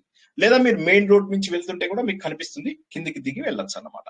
సో ఈ 4 టెంపుల్స్ కూడా ఉన్నాయి. ఈయన ఏం చెప్తున్నానంటే ఈ సప్తఋషులు వెళ్ళినటువంటి సప్తఋషులు ఇక్కడి నుంచి వెళ్ళారు ఎంతో మంది. అందుకే మీరు గ్రాడ్యువల్ గా ముందుకెళ్తున్న కొద్ది మీకు గుప్తు కాశీ గాని, అగస్త్య ముని గాని, భైరాన్ ఘాట్ గాని, ఇట్లా ఈ చాలా చోట్ల మీకు ఈ సప్తఋషుల ఆలయాలు ఎన్నో కనిపిస్తూ ఉంటాయి. వశిష్ఠ గుహ గాని, వీళ్ళందరూ అంటే మీకు ఏంటంటే ఈ సప్త ఋషులు నడిచినటువంటి ప్రాంతం ఇది. హిమాలయాల్లోనే మన ఋషులందరూ నడిచారు అనే దానికి ప్రూఫ్ ఉంది మన దగ్గర అని చెప్పేసి ఈయన మన తపవన్ మహారాజ్ గారు చెప్తున్నారు. ఆయన ఏమంటారంటే సప్త ఋషులు నడిచేటువంటి ప్లేస్ ఇది. ఇదిగాక రామ, లక్ష్మణ, భరత, శత్రుఘ్నుల యొక్క ఆశ్రమాలు ఉన్నాయి. ఎంతో మంది యోగులు వీళ్ళందరూ పురాతన కాలం నుంచి ఇక్కడ అధ్యయనం చేసుకున్నారు. అంతెందుకు మన శంకరాచార్య లాంటి వారు కూడా, రామానుజాచార్య లాంటి వారు కూడా ఇక్కడ ఎంతో కాలం ఉండి ధ్యానం లోపల గడిపారు. వాళ్ళు ధ్యానం లోపల ఏమవుతుంది, మనని మనం తెలుసుకునేటటువంటి అవకాశం ఉండడం ద్వారా మనం ఇంకా కాస్త శక్తిని మనము తెచ్చుకోగలుగుతాం. అది అప్పటి నుంచి ఉన్నటువంటిది. ఈయన చెప్తున్నాను అనమాట. అప్పటి నుంచి మొదలెడితే ఇప్పటి వరకు కూడా ఇక్కడ అద్భుతమైనటువంటి మహానుభావులందరూ కూడా ఉన్నారు. సత్యం, శివం, సుందరం. సత్య స్వరూపుడైనటువంటి ఈ భగవంతుడు ఎవరైతే ఉన్నాడో, సుందరమైనటువంటి ఈ ప్రకృతి అంటే ప్రకృతి అంతా సుందరము. సత్యం అంటే ఏంటి? భగవంతుడు అనేటటువంటి తత్వం ఏదైతే ఉన్నదో ఇది సత్యము, శాశ్వతము, దాన్ని సత్యం అంటారు. ఇవన్నీ అర్థం చేసుకోవడానికి మనకు ఉపయోగపడేటటువంటిది తపోభూమి ఋషికేశు. శివం మంగళకరమైనటువంటిది, గొప్పదైనటువంటిది. సత్యం, శివం, సుందరం. దీంతోనే ఆయన ఋషికేశ యాత్ర గురించి ప్రారంభిస్తాడు. ఇదేంటో తెలుసా? పరమాత్మ సత్యం, సుందరమైనటువంటి హిమాలయాలు, మంగళకరమైనటువంటి ప్రదేశం ఇది, అటువంటి తపోభూమి ఇది. ఇక్కడ ప్రవహించేటటువంటి నది, ఇక్కడ ఉన్నటువంటి దట్టమైనటువంటి చెట్లు, అరణ్యాలు, ఏకాంత ప్రదేశాలు. ఎవరైతే ట్రూత్ కోసము ప్రయాణం చేస్తూ ఉంటారో, ఎవరైతే ట్రూత్ కావాలి అనుకుంటారో వాళ్ళకి కులము, మతము, జాతి, వర్ణము ఏ తేడా లేకుండా కూడా అనువుగా ఉండేటటువంటి ప్రాంతం ఇది అని చెప్పి అంటాడు. ఎంతో మంది సాధువులు, ఋషులు వీళ్ళందరూ కూడా భవబంధాలను వదిలేసేసి ఇక్కడికి వచ్చేసారు. పూర్వకాలంలో ఏమైనా నేను హిమాలయాలకు వెళ్ళిపోతాను అనేవాళ్ళు. ఇప్పుడు అక్కడ కూడా ఫుల్ రష్ ఉంది. అక్కడ కూడా మీరు అనుకోవద్దు. అక్కడ కూడా ఇప్పుడు ఏమైందంటే గేమ్స్ స్టార్ట్ అయ్యాయి, బంగీ జంపులు అవి ఇవి స్టార్ట్ అయ్యాయి, తర్వాత ర్యాపిడ్స్ వాటి లోపల స్టార్ట్ అయ్యాయి. చాలా మంది అక్కడ అడ్వెంచరస్ స్పోర్ట్స్ కోసం చాలా మంది వస్తూ ఉంటారు అనమాట. చాలా బాగా సార్. సో అయితే చాలా బాగా సార్, అది అంతలా మార్చేశారు. సో అయినప్పటికీ కూడా ఇప్పటికీ కూడా అక్కడ ఎన్నో ఏకాంతమైనటువంటి ప్రదేశాలు ఉన్నాయి అని చెప్తున్నాడు ఆయన. ఆయన రోజుల్లోనే కొంత మార్పు వచ్చింది. ఆయన అంటాడు అనమాట, ఇక్కడ ఏం దొరికేవి కాదు ఇంతకు ముందు. ఎవరో కొంతమంది తాత్వికులు కూర్చొని కందమూలాలు తినుకుంటూ ఏకాంత వాసం చేస్తూ ఉన్నంత టైము ఇక దేవుణ్ణి తలుచుకుంటూ ఆనందంగా గడిపేసేవాళ్ళు. అలాంటి రోజులు అవి. దానివల్ల ఏమైపోయేది, చాలా అద్భుతంగా వాళ్ళు అనుభవాన్ని తెచ్చుకునేవాళ్ళు. అయితే ఏమైంది, ఈ పాశ్చాత్యులు వాళ్ళు వీళ్ళు కూడా మన భారతదేశంలో ఉన్నటువంటి గొప్పతనాన్ని గుర్తించడం జరిగింది. గుర్తించి వాళ్ళు ఏం చేశారు, వాళ్ళు కూడా ఇక్కడికి రావడం మొదలెట్టారు. అప్పుడు ఏం చేశారు, వాళ్ళు కూడా కొంత ప్రయత్నాలు చేశారు. కాస్త రోడ్లు అవి క్లీన్ చేయడాలు, కొద్దిగా అందరికీ కూడా ఈజీగా ఉండేలాగా. సో అట్లా ఆశ్రమాలు ఇంకా కాస్త డెవలప్ అవ్వడము కొత్త అయింది. అయితే ఇంతకుముందే వీళ్ళు రాకముందు ఎట్లా ఉండేది, తపవన్ మహారాజు ప్రయాణం చేసే రోజుల లోపల క్రూర మృగాలు, ఏనుగులు, ఎలుగుబంట్లు ఇవన్నీ బాగా తిరుగుతుండేవన్నమాట. గ్రాడ్యువల్ గా కూడా అవి పోయి ఆయన సమయానికే, ఆయన రెండోసారి మూడోసారి ట్రావెల్ చేసే టైంకే అక్కడ ఆల్రెడీ వెహికల్స్ అవి ఇవి రావడము, కొద్దిగా రైలు కూతలు అవి ఇవి అంటే రైలు అక్కడ దాకా ఉన్నప్పటికీ కూడా హరిద్వార్ దాకా ఉంది రైలు. సో ఆ శబ్దం అప్పటికి పెరిగిపోయింది. ఇంకా దాంతో యాత్రికులకు కూడా ఆ రోజుల్లో మెల్లమెల్లగా వెళ్ళాలి అనేటటువంటి కోరుకున్న వాళ్ళందరూ అప్పటికి కూడా చేరుకునే వాళ్ళు. ఒకప్పుడు ఎంతో కష్టం మీద దేవుడు దర్శనం చేసుకోవాలి అని చెప్పి వెళ్ళేటటువంటి జనాలు ఎవరైతే ఉన్నారో ఇప్పుడు ఎలా పడితే అలా సులభంగా వెళ్ళగలుగుతున్నారు అని చెప్పి చెప్తున్నాడు. సో ఏ రకమైన జనాలు ఎలా వెళ్ళినా కూడా అన్ని సమయాలలో కూడా వీళ్ళకి ఆకర్షణీయమైనటువంటి ప్లేస్ ఇది. కొన్ని నెలలు చలికాలం ఉన్నటువంటి బాగా చలి ఉన్న కొన్ని నెలలు తప్ప మిగతా అన్ని నెలల్లో కూడా ఈ ప్రాంతానికి ఎంతో మంది వస్తున్నారు అని ఆయన చెప్తున్నాడు. చెప్పి ఇక్కడ ఉన్నటువంటి సన్యాసులందరూ కూడా ఈ ప్రకృతి శక్తులను చూసుకుంటూ కూడా మమేకం అయిపోయి వాళ్ళు ఈ మళ్ళీ వెనక్కి వెళ్ళాలి అంటే మళ్ళీ వాళ్ళకి ఏమవుతుంది, వెనక్కి వెళ్తే మళ్ళీ ఇంకా వెనక్కి వెళ్ళిపోతారు. వెనక్కి వెళ్ళి మళ్ళీ వాళ్ళ ప్రాంతంకి వెళ్ళి ఇక్కడ ధ్యానం నేర్చుకున్నాము మళ్ళీ వెనక్కి వెళ్దామంటే అక్కడికి వెళ్తే ఇంకా. సో కాబట్టి ఏమైందంటే వాళ్ళ ప్రగతికి ఇది అవరోధంగా మారిపోయింది. కాబట్టి వాళ్ళు ఏంటంటే మా ప్రశాంత జీవనానికి ఇది భంగంగా ఉంది. కాబట్టి మేము ఇక్కడే ఉంటామని ఎంతో మంది అక్కడ ఉండిపోయారు. అనమాట. అది ఒక గొప్ప విడిదిలాగా ఉంది. మాకు ఈ ప్రాంతం చాలా ఆనందంగా ఉంది. అందరూ కూడా ముందు ఇంద్రియ నిగ్రహం నేర్చుకుంటున్నారు, తర్వాత శాస్త్రాలు, కొత్త వస్తువులు, కొత్త తర్కము, న్యాయము, మీమాంస, ఉపనిషత్తులు, బ్రహ్మసూత్రాలు ఇవన్నీ నేర్చుకోవడానికి ఎన్నో ఆశ్రమాలు ఉండేవి. అంటే స్పిరిచువల్ ట్రూత్ ఏదైతే ఉందో ఇవన్నీ తెలుసుకోవడానికి. అందుకే మనం ఏమంటామంటే నిజం చెప్పాలంటే స్పిరిచువల్ హబ్ తర్వాత రిలీజియస్ హబ్ రెండు కనుక తీసుకున్నట్లయితే కాశీని మనం రిలీజియస్ హబ్ అనొచ్చు, మతానికి ఒక మంచి సెంటర్ అనుకోవచ్చు. కానీ స్పిరిచువల్ గా ఆధ్యాత్మికంగా ఎదగాలి అనుకున్న వాళ్ళకు ఋషికేశ్ అనేటటువంటిది ఒక గొప్ప ఇదన్నమాట. ఇక్కడికి వచ్చేసి వీళ్ళు గొప్పది మనది నాకు తెలియదు, ఆ బుక్స్ నేను ఎప్పుడు వినలేదు.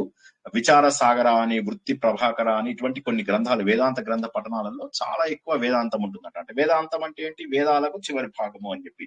అంటే ఫిలాసఫికల్ ఆస్పెక్ట్స్, అంటే ఉపనిషత్తుల యొక్క సారాలని బాగా అర్థం చేసుకునేవంత అధ్యయనము ఎక్కువ శాతం ఇక్కడే జరిగేది. అంటే మనకు ఆధ్యాత్మిక చింతనకు కావలసిన ప్రతి వస్తువు కూడా మనకు అక్కడ దొరికేది. ఈవెన్ ఎడ్యుకేషన్ లేని వాళ్ళు కూడా అక్కడికి వచ్చి వాళ్ళు చెప్తుంటే విని నేర్చుకున్న వాళ్ళల్లో ఆడవాళ్ళు కూడా ఎంతో మంది ఉన్నారు. వాళ్ళు నేర్చుకోవడమే కాకుండా వాళ్ళు చర్చలకు కూడా వెళ్లే వాళ్ళు ఉన్నారు అని చెప్పి. ఇది మనము కుంభమేళా గురించి తెలుసుకున్నప్పుడు తెలుసుకున్నాం. నాగ సాధువులు వాళ్ళు ఏం చేస్తారంటే ముందు కొంత రీసెర్చ్ చేస్తారు. వాళ్ళు ఆ రీసెర్చ్ చేసి మళ్ళీ కుంభమేళా సమయం లోపల వాళ్ళు కూర్చొని వాళ్ళందరూ కూడా డిస్కస్ చేసుకుంటారు. నేను ఇది నేర్చుకున్నాను, నువ్వు ఇది నేర్చుకున్నావు, నువ్వు ఇది నేర్చుకున్నావు, నువ్వు ఇది, అలా అందరూ కలిసి డిస్కస్ చేసుకుంటారు. సో అలాంటి మహోన్నతమైనటువంటి వ్యక్తిత్వం ఉన్నటువంటి ప్రదేశం అన్నమాట ఇది. అటువంటి వాళ్ళతోటి మనం సహజీవనం చేసేటటువంటి అవకాశం దొరికింది. నా అదృష్టం ఇది. మన భారతదేశంలో మాత్రమే ఇటువంటి సంస్కృతి ఉంది. అయితే సౌత్ ఇండియా లోపల ఇంకా ఇంత ఆయన అంటున్నాడు, ఆయన సౌత్ ఇండియన్ అనమాట, తపోవన్ మహారాజు మలయాళి. సో పాల్ఘాట్ అని చెప్పాం కదా, ఆయన చెప్పారు మన సౌత్ ఇండియా వాళ్ళు కొంతవరకు దురదృష్టవంతులు అని చెప్పచ్చు. వాళ్ళు మామూలుగా పూజలలో, పునస్కారాలలో, వాటిల్లో ఆలయాలు కట్టించడాలను వాటిల్లో ఉన్నప్పటికీ కూడా ఆధ్యాత్మిక విషయాలు ఎప్పుడైతే ఆత్మకు, పరమాత్మకు, వీటన్నిటికీ అడిగినటువంటి క్వశ్చన్స్ అడిగితే వాళ్ళు సరిగ్గా జవాబు చెప్పలేకపోతున్నారు. అంటే వాళ్ళ తప్పు కాదు, మళ్ళీ అంటాడు వాళ్ళ తప్పు కాదు, ఇదంతా కూడా వేదాంత అధ్యయనం మనకు సౌత్ ఇండియా లోపల లేకపోవడమే కారణము. ఇక్కడ పోనీ అంతేకాదు, మీరు ఋషికేశ్ లోపల ఇప్పుడు జాగ్రఫీ చెప్పాడు ఆయన, అక్కడ ఏం నేర్చుకుంటారో చెప్పాడు, ఋషికేశ్ అనే పేరు ఎలా వచ్చిందో చెప్పాడు. ఇప్పుడు ఏం చెప్తున్నాడు, ఇక్కడ పశువులు, పక్షులు, జంతువులు ఇవన్నీ కూడా కూడబలుకొని అందరూ ఒక దగ్గర ఉండేవాళ్ళు. ఈయన భోజనం చేస్తుంటే ఈయనతో పాటు తినడానికి అందరూ ఎదురు చూస్తుండేవాళ్ళట. ఈయన చేతిలో ఉన్న వస్తువుని చేపలు వచ్చి లాక్కెళ్ళిపోతుండేవాట. కోతులు ఈ రోజులలో కూడా లాక్కెళ్తూ ఉంటాయి. ఈ విధంగా అందరూ కూడా సహజీవనం చేస్తుండేవాళ్ళు. దైవీ లక్షణాలు అందరి లోపల చాలా ఉండేవి. దయ, శాంతి, క్షమ ఇటువంటి గుణాలు అందరి లోపల అద్భుతంగా ఉండేవి. ఆత్మ సంయమనం అనేటటువంటిది చాలా ఎక్కువగా ఉండేది. మనుషులు, జంతువులు, జీవరాశులు అందరూ కలిసి సహజీవనం చేస్తున్నటువంటి ప్లేసు ఈ ఋషికేశు అని చెప్పేసి చెప్తున్నారు. ఆయన అంటారు అనమాట, నా చేతిలోంచి ఎన్నో లాక్కుపోయాయి. అట్ ద సేమ్ టైం అక్కడ ఉన్నటువంటి ఆవులు, పశువులు ఇవన్నీ మనుషుల మీద చూపించే ప్రేమ అమోఘమని. నేను ఇందాక మీతోని ఒక విషయం చెప్పుకున్నాను. ఏమని చెప్పుకున్నాను, అక్కడ ఉన్నటువంటి కుక్కలు అవేది ఎంత ప్రేమగా ఉంటాయి. మన దగ్గరికి వచ్చేసి మన ఫ్రెండ్స్ లాగా, నేను I belong to these people, నేను వీళ్ళ తాలూకు అంటారు కదా మనకు, అలాగా నేను వీళ్ళ వైపు ఉన్నాను అని చెప్పేసి చెప్పుకోవడానికి అవి చాలా సంతోషపడేవి అన్నమాట. అలాగే ఇప్పటికీ కూడా మీరు వెళ్తే ఆ రకమైనటువంటి ప్రేమని ఇది అనిపిస్తుంది. సో ఏమవుతుంది, ఆయన అంటున్నారు అన్నమాట తపోవన్ మహారాజు, అసలు ఇక్కడ ఎందుకు మేము ఇంద్రియాలను గ్రహించగలుగుతున్నాం? ఎందుకంటే ప్రేమ అనేటటువంటిది వేరే వాళ్ళ నుంచి ప్రేమని తీసుకోవడము, మళ్ళీ నువ్వు ప్రేమను వాళ్ళకి ఇవ్వడం జరగడం వల్ల ఏమవుతుంది, ద్వేషము, కోపము ఇవన్నీ తగ్గిపోతాయి. నువ్వు ద్వేషాన్ని చూపిస్తే అవతల వాళ్ళు కూడా ద్వేషం చూపిస్తారు. నువ్వు అహింస, కరుణ చూపిస్తే అవతల వాళ్ళ నుంచి కూడా అహింస, కరుణ వస్తుంది. శాంతి, సహనం చూపిస్తే శాంతి, సహనం వస్తుంది.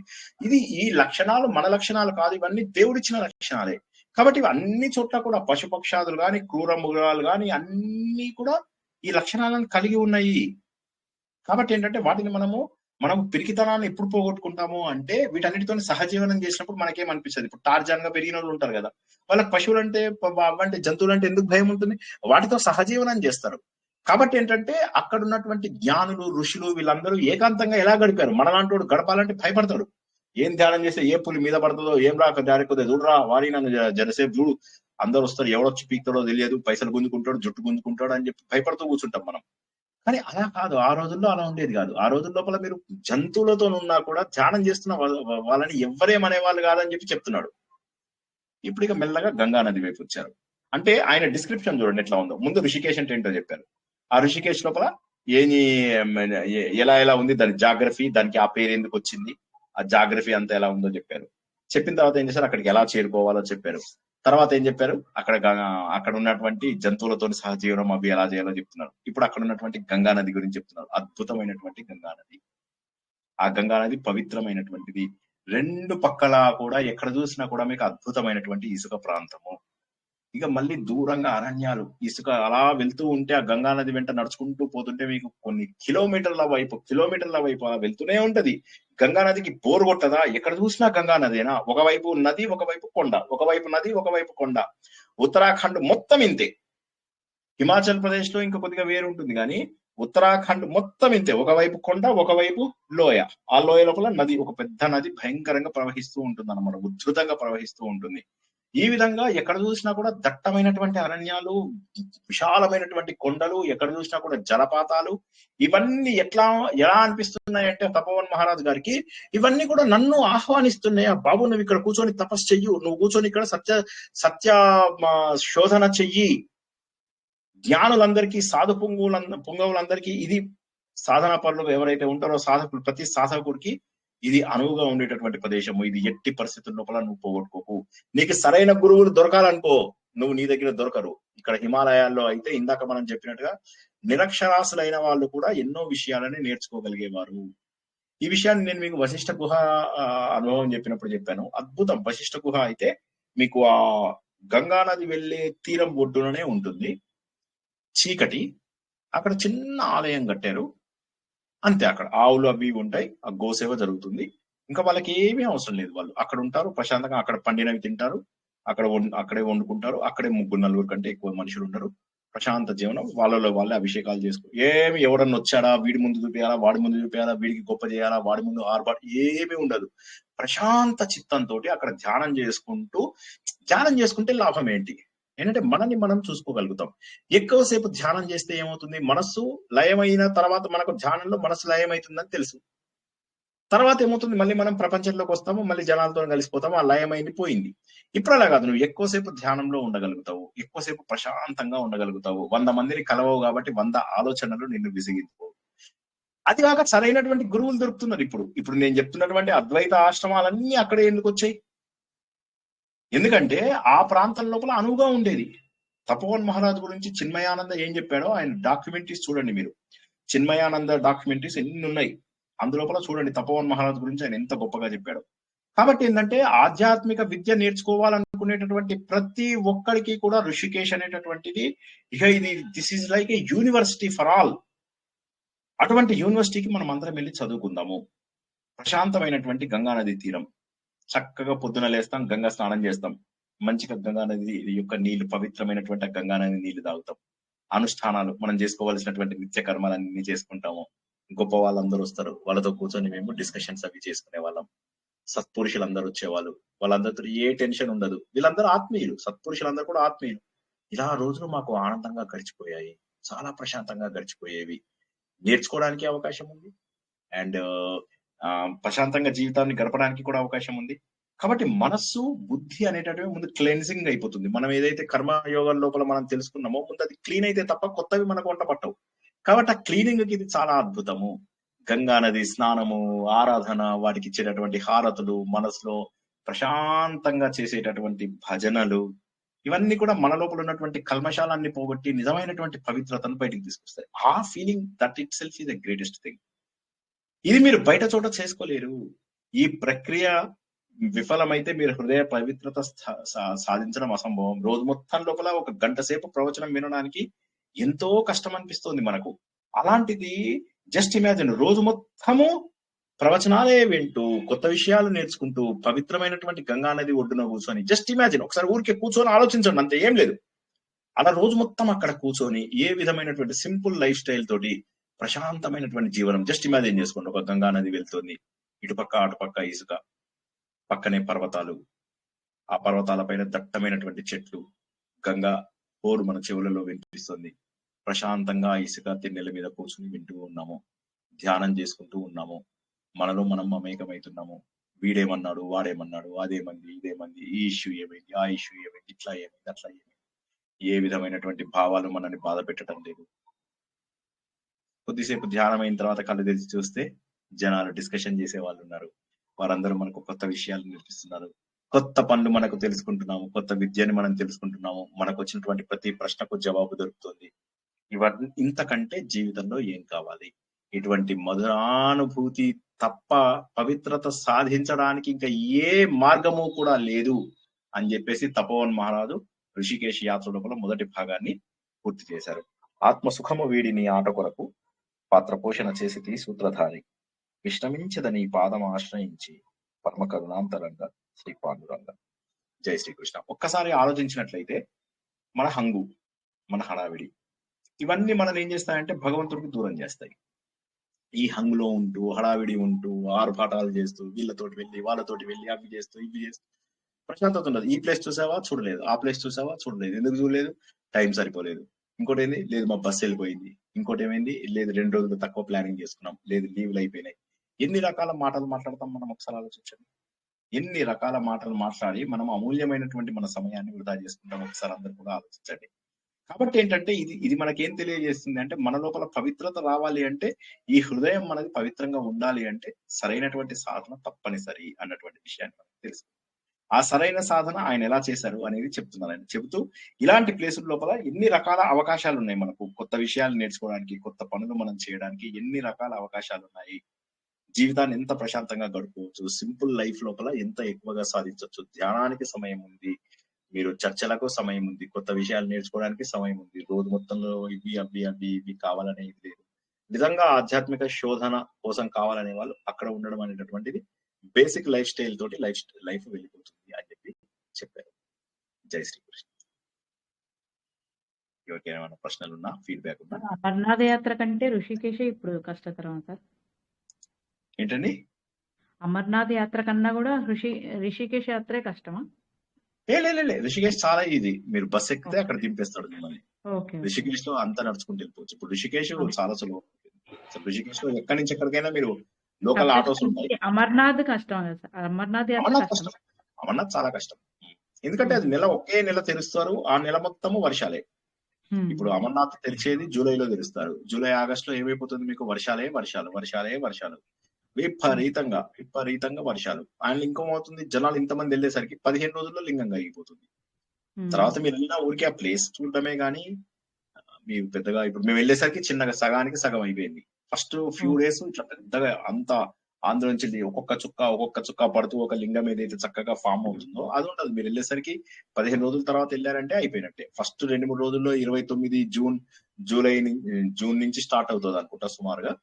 వెళ్తే అప్పుడు మీరు, కాకపోతే కొద్దిగా కష్టతరమైనటువంటి యాత్రనే. ఎందుకంటే దారి మొత్తం బురద, తర్వాత ఈ నీరు పడుతూ ఉంటుంది, ఎక్కడ చూసినా గ్లేషియర్స్ కనిపిస్తూ ఉంటాయి, ఎక్కడ జారి పడతామో తెలియదు. కొన్ని ప్లేసుల లోపల జనాలు భయపడుతూ ఉంటారు. కాబట్టి అమర్నాథ్ యాత్ర కష్టము. ఇది ఋషికేశ్ అనేది అసలు మీకు స్టార్టింగ్ పాయింట్ ఆఫ్ హిమాలయ. ఇది చాలా సులువైనటువంటి యాత్ర. ఎన్నో మీకు ప్రశాంతమైనటువంటి ప్రదేశాలు ఉన్నాయి మీకు ఋషికేశ్ లో. ఇది కాక మీకు నేను ఇంతకుముందు చెప్పినటువంటి బిల్వకేశ్వర ఆలయం అని, ఇంతకుముందు నేను ఋషికేశ్ యాత్ర గురించి ఒకసారి నేను చేసిన యాత్ర గురించి చెప్పాను. ఇప్పుడు తపోవన్ మహారాజ్ చెప్పాను. ఇంతకుముందు నేను చేసిన యాత్ర గురించి చెప్పాను. అప్పుడు బిల్వకేశ్వర ఆలయం అని చెప్పేసి గౌరీకుండని ఆమె పార్వతీదేవి శివుడు తపస్సు చేసుకుంటుంటే ఆయనకి సేవ చేసుకుంటూ తను అక్కడ ఉంటుంది. తర్వాత వాళ్ళిద్దరు పెళ్లి సెటిల్ అవుతుంది. అప్పుడు మృత్యుంజయ మహాజనాథ్, తర్వాత భూతునాథ్ అక్కడికి వెళ్తే వాళ్ళ పెళ్లి బారాత్ జరిగిందని. అక్కడి నుంచి ఇంక కొద్దిగా ముందుకెళ్తే కేదార్ దగ్గర త్రియుగి నారాయణ అని ఉంటుంది. ఆ త్రియుగి నారాయణ లోపల వారిద్దరి పెళ్లి జరుగుతుందని చెప్పాను, ఇంతకుముందు చెప్పాను. ఇవి ఒకటికి 10 సార్లు వెళ్తుంటే ఆనందం తెలుస్తుంది, ఆ పాయింట్స్ అన్ని గుర్తుంచుకోవచ్చు. చూడాలనిపిస్తుంది సార్ మీరు చెప్తుంటే, వెళ్ళాలనిపిస్తుంది, అక్కడ మెడిటేషన్ చేయాలనిపిస్తుంది. ఎస్పెషల్లీ మీరు వశిష్ఠ గుహ వెళ్తే, ఈ రోజుకు కూడా వశిష్ఠ గుహ దాని చార్మ్ డిఫరెంట్. వశిష్ఠ గుహ నుంచి ఇంకో కొద్దిగా ముందుకెళ్లారు అనుకోండి, మీకు దేవప్రయాగ వస్తుంది. దేవప్రయాగ లోపల మీకు ఒక సైడు భాగీరథి రివరు, ఇంకో వైపు నుంచి అలకానంద రివరు, ఆ రెండు కలిసే దగ్గర మీకు స్నానం చేయొచ్చు మీరు. మళ్ళీ పైననే రఘునాథ ఆలయం ఉంటుంది, అక్కడ మీరు ఉండడానికి కూడా రూమ్స్ ఉంటాయి. అక్కడి నుంచి మీరు పక్కన దీన్ని దాటి వెళ్తే ఇంకొక ఆలయం. ఇలాంటి ప్లేసుల్లో చాలా తక్కువ మంది ఉంటారు. అలాంటి ప్లేసుల లోపల మీకు ప్రశాంతత కూడా ఎక్కువ ఉంటుంది. ఎంతసేపు హడావిడి పడుతూ వెళ్తే ఇవన్నీ చూడలేము. ఏదో ఇప్పుడు మనకు బస్సు వాడు ఏం చేస్తాడు, నిలబెట్టి పైనుంచి ఫోటోలు తీసుకోమంటాడు, ఇగో ఇక్కడ దేవప్రయాగ ఉంది పైనుంచి ఫోటో తీసుకోమంటాడు. మేమంట కాదు, దేవప్రయాగలో దిగి ఆ రఘునాథ ఆలయంలో 4 గంటలు కూర్చొని కింద మళ్ళీ స్నానం చేసి మా పితృకార్యాలు అవి చేసుకొని, సో అలా ప్రశాంతంగా కూర్చొని అలా మెల్లగా నదిని చూసుకుంటూ కొద్దిసేపు ఇటువైపు చూసుకుంటూ ఈ శబ్దాన్ని వింటూ కొద్దిసేపు ఆ శబ్దాన్ని, మళ్ళీ కొద్దిసేపు అయ్యాక ఒక్కసారి కళ్ళు తిరిగినట్టు అనిపిస్తాయి. ఆ నదిని అట్లా చూస్తున్నాం అనుకోండి, కళ్ళు తిరిగినట్టు, మళ్ళీ కొద్దిగా కళ్ళు పక్కకు పెట్టుకోవడము, మళ్ళీ ఆ కొండల్లోంచి వెళ్తున్న నది ఎందుకు ఇంత ఫాస్ట్ గా వెళ్ళిపోతుంది నది అని. ఈ ఆనందం డిఫరెంట్. ఇదేంటంటే దీన్ని మనం టైం రిస్ట్రిక్టెడ్ గా పెట్టుకొని వెళ్తే అవదు. అది ఇప్పుడు వెళ్ళే వాళ్ళు మీకు బస్ లో పడేమంటారు, చార్ధామ్ యాత్ర ఒక 1 వీక్ సరిపోతుంది. చాలా క్లీన్ గా ఉంటది కదా సార్ దేవప్రయాగ్ దగ్గర, క్లీన్ అండ్ వెరీ సెరీన్ గా ఉంటుంది గంగా. ఉంటుంది. అండ్ అన్ని ప్రయాగాలు అంతే, మీకు ఎన్ని ప్రయాగాలు, ముందు దేవప్రయాగ, తర్వాత నందప్రయాగ, కర్ణప్రయాగ, తర్వాత మీకు రుద్రప్రయాగ, తర్వాత విష్ణు ప్రయాగ, కేశవ ప్రయాగ, సోన్ ప్రయాగ. ఈ ప్రయాగాలు, ఈ 7 ప్రయాగాలు ఏవైతే ఉన్నాయో 7 ప్రయాగాలు కూడా అసలు జనాలు చాలా తక్కువ ఉంటారు, చాలా అంటే చాలా తక్కువ ఉంటారు. పిండర గంగా అని ఒక ఇది ఉంది, ఆ పిండర గంగా అండ్ అలకానంద కలిసేది ఉందన్నమాట, అది కర్ణప్రయాగ అంటారు. ఆ కర్ణప్రయాగ దగ్గర అసలు మీరు చూస్తే కింద కూడా దిగి నదికి దగ్గరగా నిలబడచ్చు. అక్కడి నుంచి రాళ్ళు అవి తెచ్చుకుంటారు అన్నమాట. మనకి ఇళ్లలో గానీ ఇంకెక్కడ గానీ సర్పదోషాలు అవి ఇవి లేకుండా ఉండడానికి రాళ్ళు కూడా తెచ్చుకుంటారు. పిండర గంగా, పిండారా గ్లేషియర్ అని ఉంటుంది. కొద్దిగా జాగ్రఫీ కూడా తెలిసి ఉంటే ఇంకా కాస్త సులభం అవుతుంది. సో అది జాగ్రఫీ కూడా తెలిస్తే యూ విల్ అప్రిషియేట్ మోర్.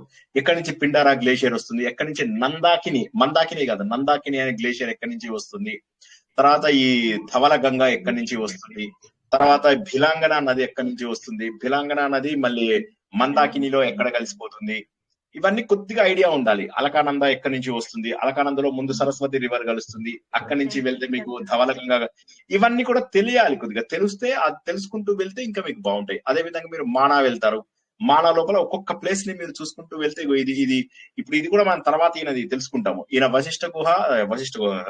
వ్యాస గుహ, గణేష గుహ, ఈ 2 గుహల లోపల ఆయన చాలా రోజులు ఉంటాడు. తర్వాత అగస్త్యముని అని ఉంటుంది ఒక ఊరు పేరే అగస్త్యముని, ఆ ఊరు లోపల కొన్నాళ్ళు ఉంటాడు.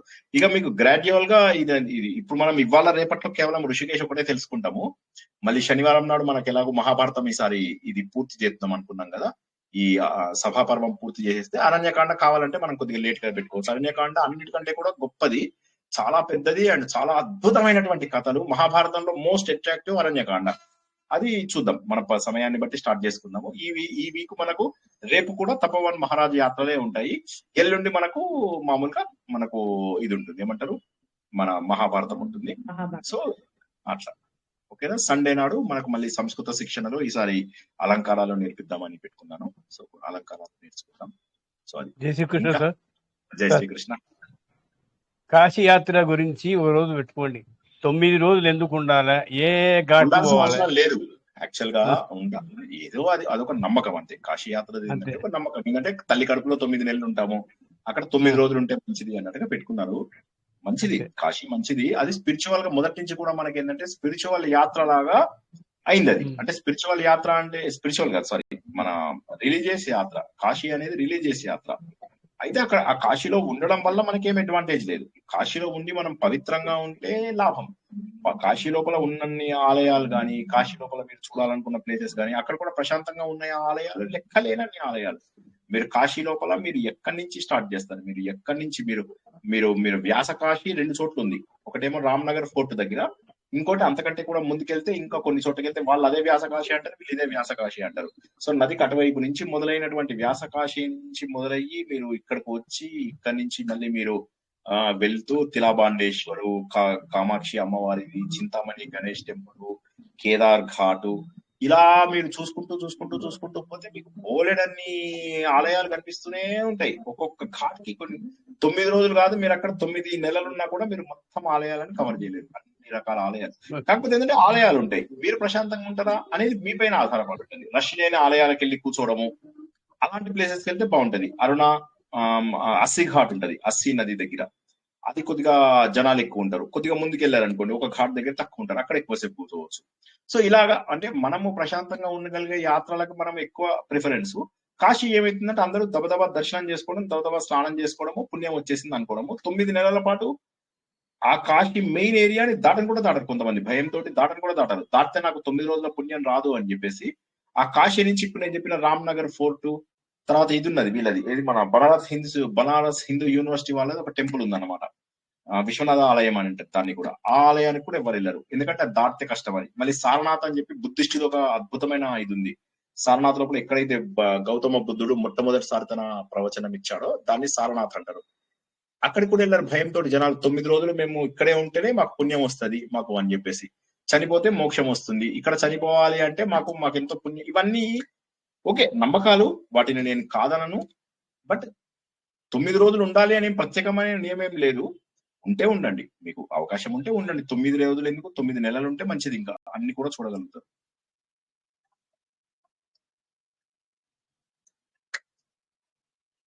అది నమ్మకం బేసికల్ గా. తల్లి కడుపులో 9 నెలలు ఉన్నాము, ఇక్కడ అలా 9 నెలలు ఉండాలి అన్నట్టుగా చెప్తారు. 9 అనేది భగవంతుడు సంఖ్య, మనం ఇంతకు ముందు కూడా తెలుసుకున్నాం. 9 అనేది భగవంతుడు ముఖ్యం అంటారు కదా, హరిశ్చంద్ర ఘాటు, మణికంఠ ఘాట్లు, అదే అక్కడ పోతే మన వైరాగ్యం అనేది వస్తుంది ముందు. అక్కడ అట్లేం రాదు, అక్కడ ఆధ్యాత్మిక సాధనకైతే ఇప్పుడు మీరు చెప్పిన హృషికేశ్ హిమాలయ పర్వతాలు అదే వైరాగ్యం రాదు. మీరు కాశీకి వెళ్తే వైరాగ్యం వచ్చే ఛాన్సే లేదు. కాశీకి వెళ్ళే వాళ్ళందరూ కోరికలతో వెళ్తారు. సో అక్కడ చచ్చిపోతే మాకేదో లాభం ఉంటుందన్న వాళ్ళు కొంతమంది ఉంటారు, చచ్చిపోంలే తొందరగా వచ్చేద్దామనే ఆలోచనలో ఉన్న వాళ్ళు కొంతమంది ఉంటారు. సరే, ఇప్పుడు మనం ఏంటంటే రిలీజియస్ నమ్మకాలని మనం ఇప్పుడు కూడా వ్యతిరేకించకూడదు. సో కాబట్టి మీరు వెళ్ళండి, చక్కగా వెళ్ళేసి చేసుకొని రండి, వీలైనన్ని టెంపుల్స్ చూసుకోండి, ప్రశాంతంగా ఉండడానికి ప్రయత్నం చేయండి. కాశీ లోపల మీరు చూడాల్సినవి చాలా ఉంటాయి. మణికర్ణిక ఘాట్ ఉంది, మీకు దశాశ్వమేధ ఘాట్ లోపల మీకు చేస్తారు. అక్కడి నుంచి మళ్ళీ మీరు విశాలాక్షి అమ్మల వారి దగ్గరికి వెళ్ళండి. అక్కడి నుంచి మెయిన్ విశ్వనాథుడు ఆలయంకి వెళ్ళండి. విశ్వనాథుడు ఆలయం పక్కనే మీకు అన్నపూర్ణ ఆలయం ఉంటుంది, సాక్షి గణపతి చూసుకొని ఇవన్నీ మీరు కంప్లీట్ చేసుకోవాలి. చూసుకున్న తర్వాత ఇక మెయిన్ టెంపుల్ ఏదైతే మనకు ఉందో, ఇవన్నీ టెంపుల్స్ చూసే ముందే మనము ఇక్కడికి వెళ్తాం. ఇది మన ఏంది కాలభైరవ టెంపుల్, అది అది అది అక్కడికి వెళ్తాము. సార్ కాశీలోకి వచ్చేసరికి గంగా అంత ఎక్కువగా ఉండదు అంటారు, అసలైంది కాశీకి వచ్చేసరికి గంగా నది ఎక్కువ ఉంటుందా సార్? ఉంటుంది, బాగానే ఉంటుంది. కాశీకి వచ్చేసరికి ఏమవుతుందంటే అలహాబాద్ లో యమునా నది కలిసిపోయి యమునా నది కూడా తన పేరు మార్చుకుని గంగగా మారిపోతుంది. మారిపోవడం వల్ల బాగా వస్తాయి నీళ్లు, కాశీలో మంచిగా వస్తాయి నీళ్లు. అయితే ఎండాకాలంలో తక్కువ ఉంటాయి కానీ మిగతా రోజుల్లో బాగుంటాయి, కాశీలో మంచిగా ఉంటాయి నీళ్లు. గంగా నది one of the largest rivers in India, number 1. ఎందుకంటే మీకు అది చాలా పెద్దది గంగా నది. అది ట్రావెల్ చేసి మీకు గంగా సాగర్ అని చెప్పేసి మన వెస్ట్ బెంగాల్ లో కలిసిపోతుంది. స్టార్టింగ్ పాయింట్ అంటే అది గౌముఖ్ అంటారు. గౌముఖ్ అని చెప్పేసి ఇప్పుడు మన హిమాలయ యాత్ర ఉందా, ఈ హిమాలయ యాత్రలో ఒకసారి జాగ్రత్తగా వినండి, కొద్దిగా మ్యూట్ లో పెట్టుకోండి, మీరు మ్యూట్ లో పెట్టుకోండి, నేను చెప్తాను. మీ ప్రశ్న ఉంటే అడగండి, ఒకసారి మ్యూట్ లో పెట్టుకోండి. ఇప్పుడు మనం ఋషికేశ్ లో స్టార్ట్ అయ్యాం కదా. ఋషికేశ్ లో మొట్టమొదటిసారిగా కొండల మించి ప్లేన్ సర్ఫేస్ మీదకి వచ్చింది గంగా నది. ఓకే, అందరు జాగ్రత్తగా వినండి. శివాలిక్ రేంజ్ అంటారు దీన్ని. ఈ శివాలిక్ రేంజ్ లో ఏమైంది, కొండల మించి వచ్చినటువంటి గంగా నది ప్లేన్ సర్ఫేస్ మీదకి వచ్చింది మొట్టమొదటిసారి. అంతకంటే ముందంతా కూడా కొండల మీద వచ్చింది. అలా కొండల మీద వస్తున్నటువంటి గంగా నది ఎక్కడి నుంచి వచ్చింది, స్టార్టింగ్ అలకాపురి అని చెప్పి అలకానంద నది అక్కడ స్టార్ట్ అవుతుంది. కుబేరుడి ఊరి పేరుని అలకాపురి అంటారు. అక్కడి నుంచి స్టార్ట్ అయిన అలకానంద గ్లేషియర్స్ నుంచి కరిగి కరిగి కరిగి వస్తుంది. వచ్చినటువంటి నదిలో ఏమవుతుంది, ముందు సరస్వతి రివర్ వచ్చేసి కలిసిపోతుంది. కలిసిపోయిన తర్వాత దాన్ని కేశవ ప్రయాగ అంటారు. అక్కడి నుంచి ముందుకు వచ్చేసిన తర్వాత ధవల గంగా అని కలిసిపోతుంది, దాన్ని విష్ణు ప్రయాగ అంటారు. ఇంకొద్దిగా ముందుకెళ్ళిన తర్వాత మందాకిని నది వచ్చి కలిసిపోతుంది, దాన్ని రుద్రప్రయాగ అంటారు. తర్వాత కొద్ది దూరం వెళ్ళిన తర్వాత నందాదేవి అని ఒక రివర్ వస్తుంది, నందాకిని మౌంటైన్ అని, దాని గ్లేషియర్. అది కూడా గ్లేషియర్ అంటే గడ్డగట్టిన నీరు. ఆ గ్లేషియర్ నుంచి నీళ్ళు వచ్చి అవి దాన్ని నంద ప్రయాగ అంటారు. ఇంకొద్దిగా ముందుకెళ్తే పిండర గంగా అనే పిండారా గ్లేషియర్ నుంచి వచ్చిన నది, అది వచ్చి దాన్ని కర్ణప్రయాగ అంటారు. అలా ఇవన్నీ కూడా నదులన్నీ అలకానందలో కలిసిపోయి వాటి పేరు మార్చుకుని అలకానందగా మారిపోతాయి. చివరికి ఏమవుతుంది, గంగోత్రి నుంచి వచ్చినటువంటి భాగీరథి అనే నది గంగోత్రి నుంచి వస్తూ అలకానందలో కలుస్తుంది. దేవప్రయాగ దగ్గర కలిసిపోయినప్పుడు ఇప్పటిదాకా అలకానంద అన్ని నదుల పేర్లని మార్పించింది, తన పేరులోకి కన్వర్ట్ చేసుకుంది. ఎప్పుడైతే భాగీరథి రివర్ గంగోత్రి నుంచి వచ్చిందో అదే దీన్ని వచ్చి కొట్టగానే అలకానంద తన పేరు మార్చేసుకొని గంగా అని చెప్పి మారిపోతుంది. దేవప్రయాగ నుంచి దాన్ని గంగా అంటారు. ఈ గంగా నది ఇలా ప్రయాణం చేస్తూ ఉంటుంది. గంగోత్రికి ప్యారలల్ గా యమునా నది ప్రవహిస్తూ ఉంటుంది. ఆ యమునా నది ఢిల్లీ ఇవన్నీ చోట్ల నుంచి వెళ్ళి ఢిల్లీ, ఆగ్రా ఇవన్నిటి నుంచి వెళ్ళి చివరికి అలహాబాద్ వచ్చేసరికి, అలహాబాద్ అంటే మన ప్రయాగ్రాజ్ లో వచ్చి యమునా నది వచ్చేసి గంగా నదిలో కలిసిపోయి తన పేరు మార్చుకుని గంగా నదిగా మారిపోతుంది. ఈ గంగా నది మళ్ళీ అలా ప్రయాణం చేసుకుంటూ కొన్ని వందల నదులను తనలో కలుపుకుంటూ వెళ్ళేసి కొంత భాగము బంగ్లాదేశ్ లోకి వెళ్తుంది, కొంత భాగము సుందరబన్స్ లో వెళ్తుంది, కొంత భాగం అరేబియా సముద్రంలో గంగాసాగర్ దగ్గర కలిసిపోతుంది. ఇది మళ్ళీ కలిసిపోయిన తర్వాత బంగ్లాదేశ్ లోకి వెళ్ళిన తర్వాత అది మళ్ళీ పద్మ, మేఘన అనే నదులలో కలిసి అలా ఆ నదులలో చాలా దూరం ట్రావెల్ చేసి బంగ్లాదేశ్ అంతా కూడా సారవంతం చేసి మళ్ళీ వచ్చి అదే అరేబియా సముద్రంలో బంగాళాఖాతంలో కలిసిపోతాయి. ఈ చివరికి ఇందాక భారతదేశంలోంచి బంగాళాఖాతంలో కలిసింది గంగాసాగర్ దగ్గర, ఇప్పుడు మళ్ళీ బంగ్లాదేశ్ నుంచి ట్రావెల్ చేసి వచ్చి కూడా మళ్ళీ బంగాళాఖాతంలో కలిసిపోయింది. ఇది మొత్తం 2000 కిలోమీటర్ల ప్రయాణం. ఒకరోజు గంగా ప్రయాణం మీద మీకు మొత్తం చెప్తాను. ఫస్ట్ ఏంటంటే you should be comfortable with geography of India. Okay, మీకు జాగ్రఫీ కొద్దిగా తెలిస్తే నేను చెప్పే వాటిని అప్రిషియేట్ చేస్తారు, లేకపోతే విన్నది నిద్ర వస్తుంది, లేకపోతే అర్థం కాదు. కొంతమందికి మంచిగా అనిపిస్తుంటుంది అలా ఫ్లో వెళ్తుంటే సార్ బాగా చెప్తున్నాడు, అంతేగాని ఆ జాగ్రఫీ మీకు తెలిస్తే you will be more happy. అది ఇప్పుడు అంటే గోముఖ్ అసలు స్టార్టింగ్ పాయింట్ గోముఖ్. గంగోత్రి దగ్గర గంగా ఉత్రి అంటే ఏంది, గంగ దిగింది అని లెక్క. గంగ దిగింది. గంగ ఎక్కడి నుంచి దిగింది అంటే మానస సరోవరం లోపల, మానస సరోవరంలో గంగా నది ప్రారంభమవుతుంది. మానస సరోవరంలో ఓవర్ఫ్లో అయిన నీళ్ళన్నీ కూడా ఏమవుతాయంటే అవి గంగోత్రిలోకి వస్తాయి. వచ్చినప్పుడు ఏమైంది, మరి మానస సరోవరంలోనే దాన్ని గంగోత్రి అని ఎందుకంటారు అంటే మానస సరోవరం అనేది కైలాసంలో ఉంది. కైలాసం అంటే శివుడు ప్రాంతం. సో శివుడు ప్రాంతం నుంచి అది భూమికి వచ్చింది ఎప్పుడు, గంగోత్రి దగ్గర. సో మానస సరోవరంలో ఓవర్ఫ్లో అయిన నీళ్ళని గంగోత్రి దగ్గరికి తీసుకొచ్చాం. ఈ గంగోత్రి దగ్గర గంగా ఉత్రి అంటే కైలాసం నుంచి భూమి మీదకి ఉత్రి దిగింది. అక్కడ దిగిన దగ్గర మీకు స్నానం చేస్తుంటారు. అయితే మనుషులు చేస్తున్న పాపాల వల్ల, లేకపోతే భూమి యొక్క కదులుతున్న ఈ టెక్టానిక్ ప్లేట్స్ అని, మన భూమి అంతా కూడా టెక్టానిక్ ప్లేట్స్ మీద ఉంటుంది. టెక్టానిక్ ప్లేట్స్ అంటే ప్లేట్లు మీకు తెలుసు కదా, మనము భోజనాలు చేసేటప్పుడు తీసుకునే ప్లేట్స్ ఉంటాయి కదా, అలాంటి ప్లేట్స్ కొన్ని ఉంటాయి. అవి ప్లేట్ల మీద మన ఖండాలన్నీ ఉంటాయి. ఆ ఖండాలన్నీ ఇలా కదులుతూ ఉంటాయి నీళ్ళ మీద. కదిలినప్పుడు అవి కొట్టుకున్నప్పుడు వీటి డైరెక్షన్ మారిపోతుంది. ఒకప్పుడు సరస్వతి నది గుజరాత్ ఇటు సైడ్ ప్రవహించేది, పంజాబ్ గుజరాత్ ఇటు సైడ్ ఉధృతంగా ప్రవహించేది. అప్పట్లో సరస్వతి నది గొప్పది. కానీ టెక్టానిక్ ప్లేట్ మూవ్మెంట్స్ వల్ల ఏమైంది, సరస్వతి నది ఇప్పుడు తన దశ మార్చుకొని ఒక 5-6 కిలోమీటర్లు మాత్రమే ట్రావెల్ చేస్తుంది. మన పుష్కరాలు అయినటువంటి సరస్వతి నది కొద్ది దూరం మాత్రమే ట్రావెల్ చేస్తుంది. అలాగే చాలా నదులు వాటి దశలు కోల్పోతూ ఉంటాయి కాలక్రమేణా ఈ టెక్టానిక్ ప్లేట్స్ మూవ్మెంట్ వల్ల.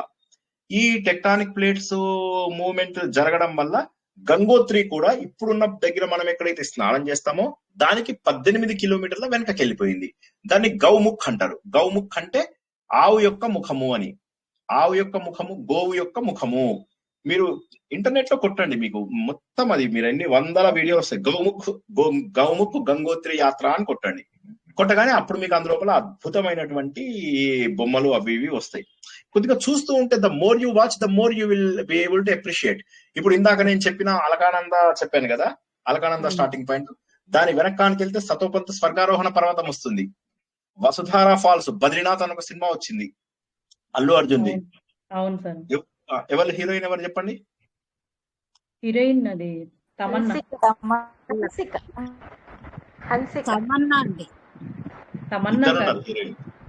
తమన్నానా హన్సికానా? తమన్నా. ఓకే, సుమోల్లే మొత్తం మీరు ఏదో ఒకటి కొంతమంది అయినా కరెక్ట్ చెప్తున్నారు. అసలు అంటే నిద్రపోయారా లేదా అని టెస్ట్ చేయడానికి అడిగాను అంతే. సో ఆ వసుధారా ఫాల్స్, అక్కడి నుంచి తపోవన్ను, అక్కడి ఇలా మీరు వెళ్తున్నా కొద్దీ ఆ గ్లేషియర్స్ అలా వస్తూనే ఉంటాయి.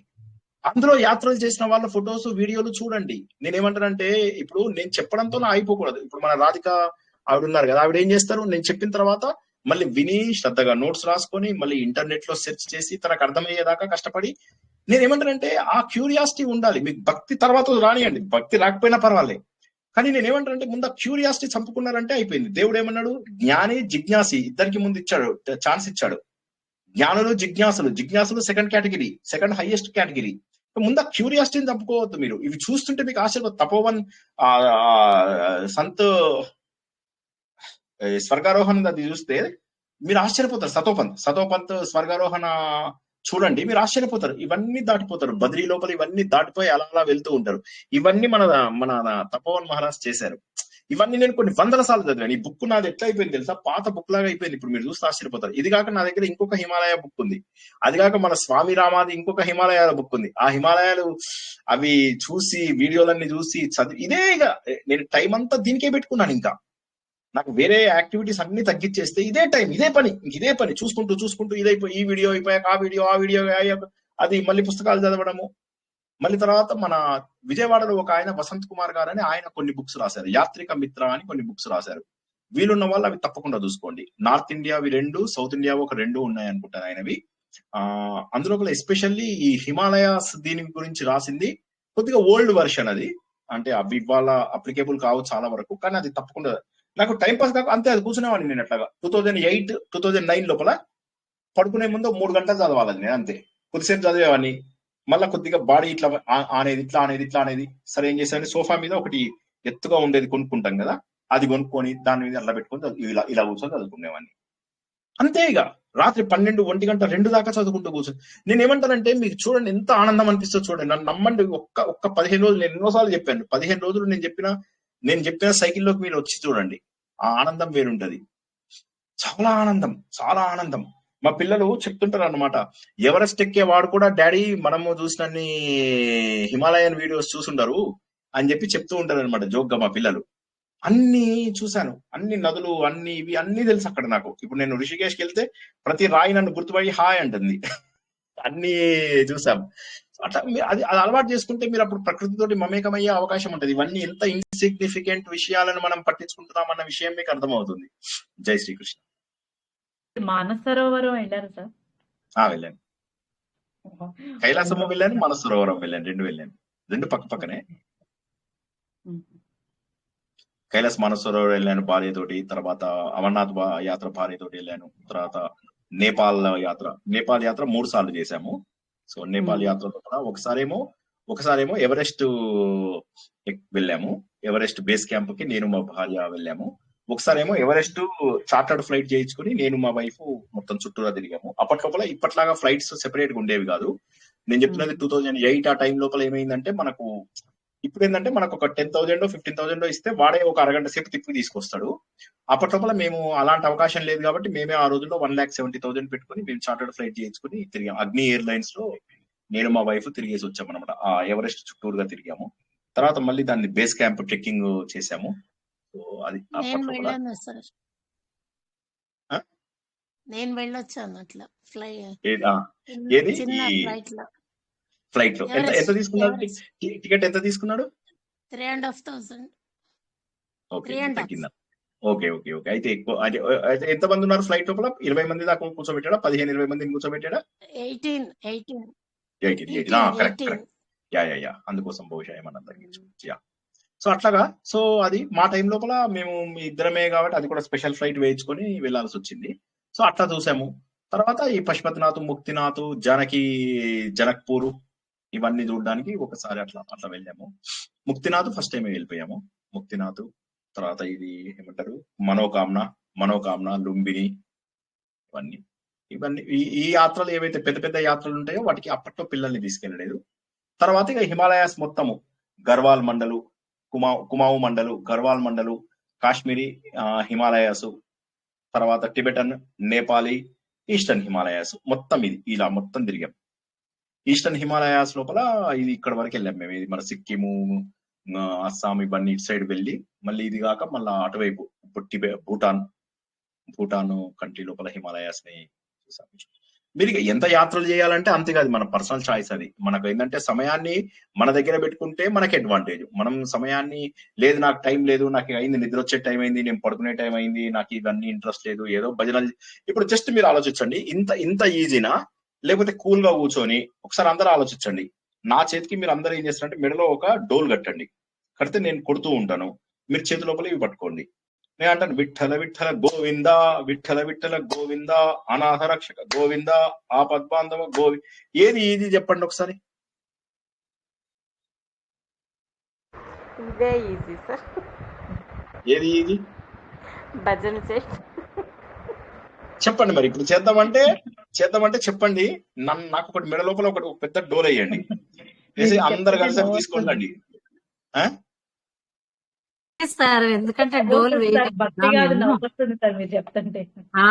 జోక్ చేస్తున్నారు.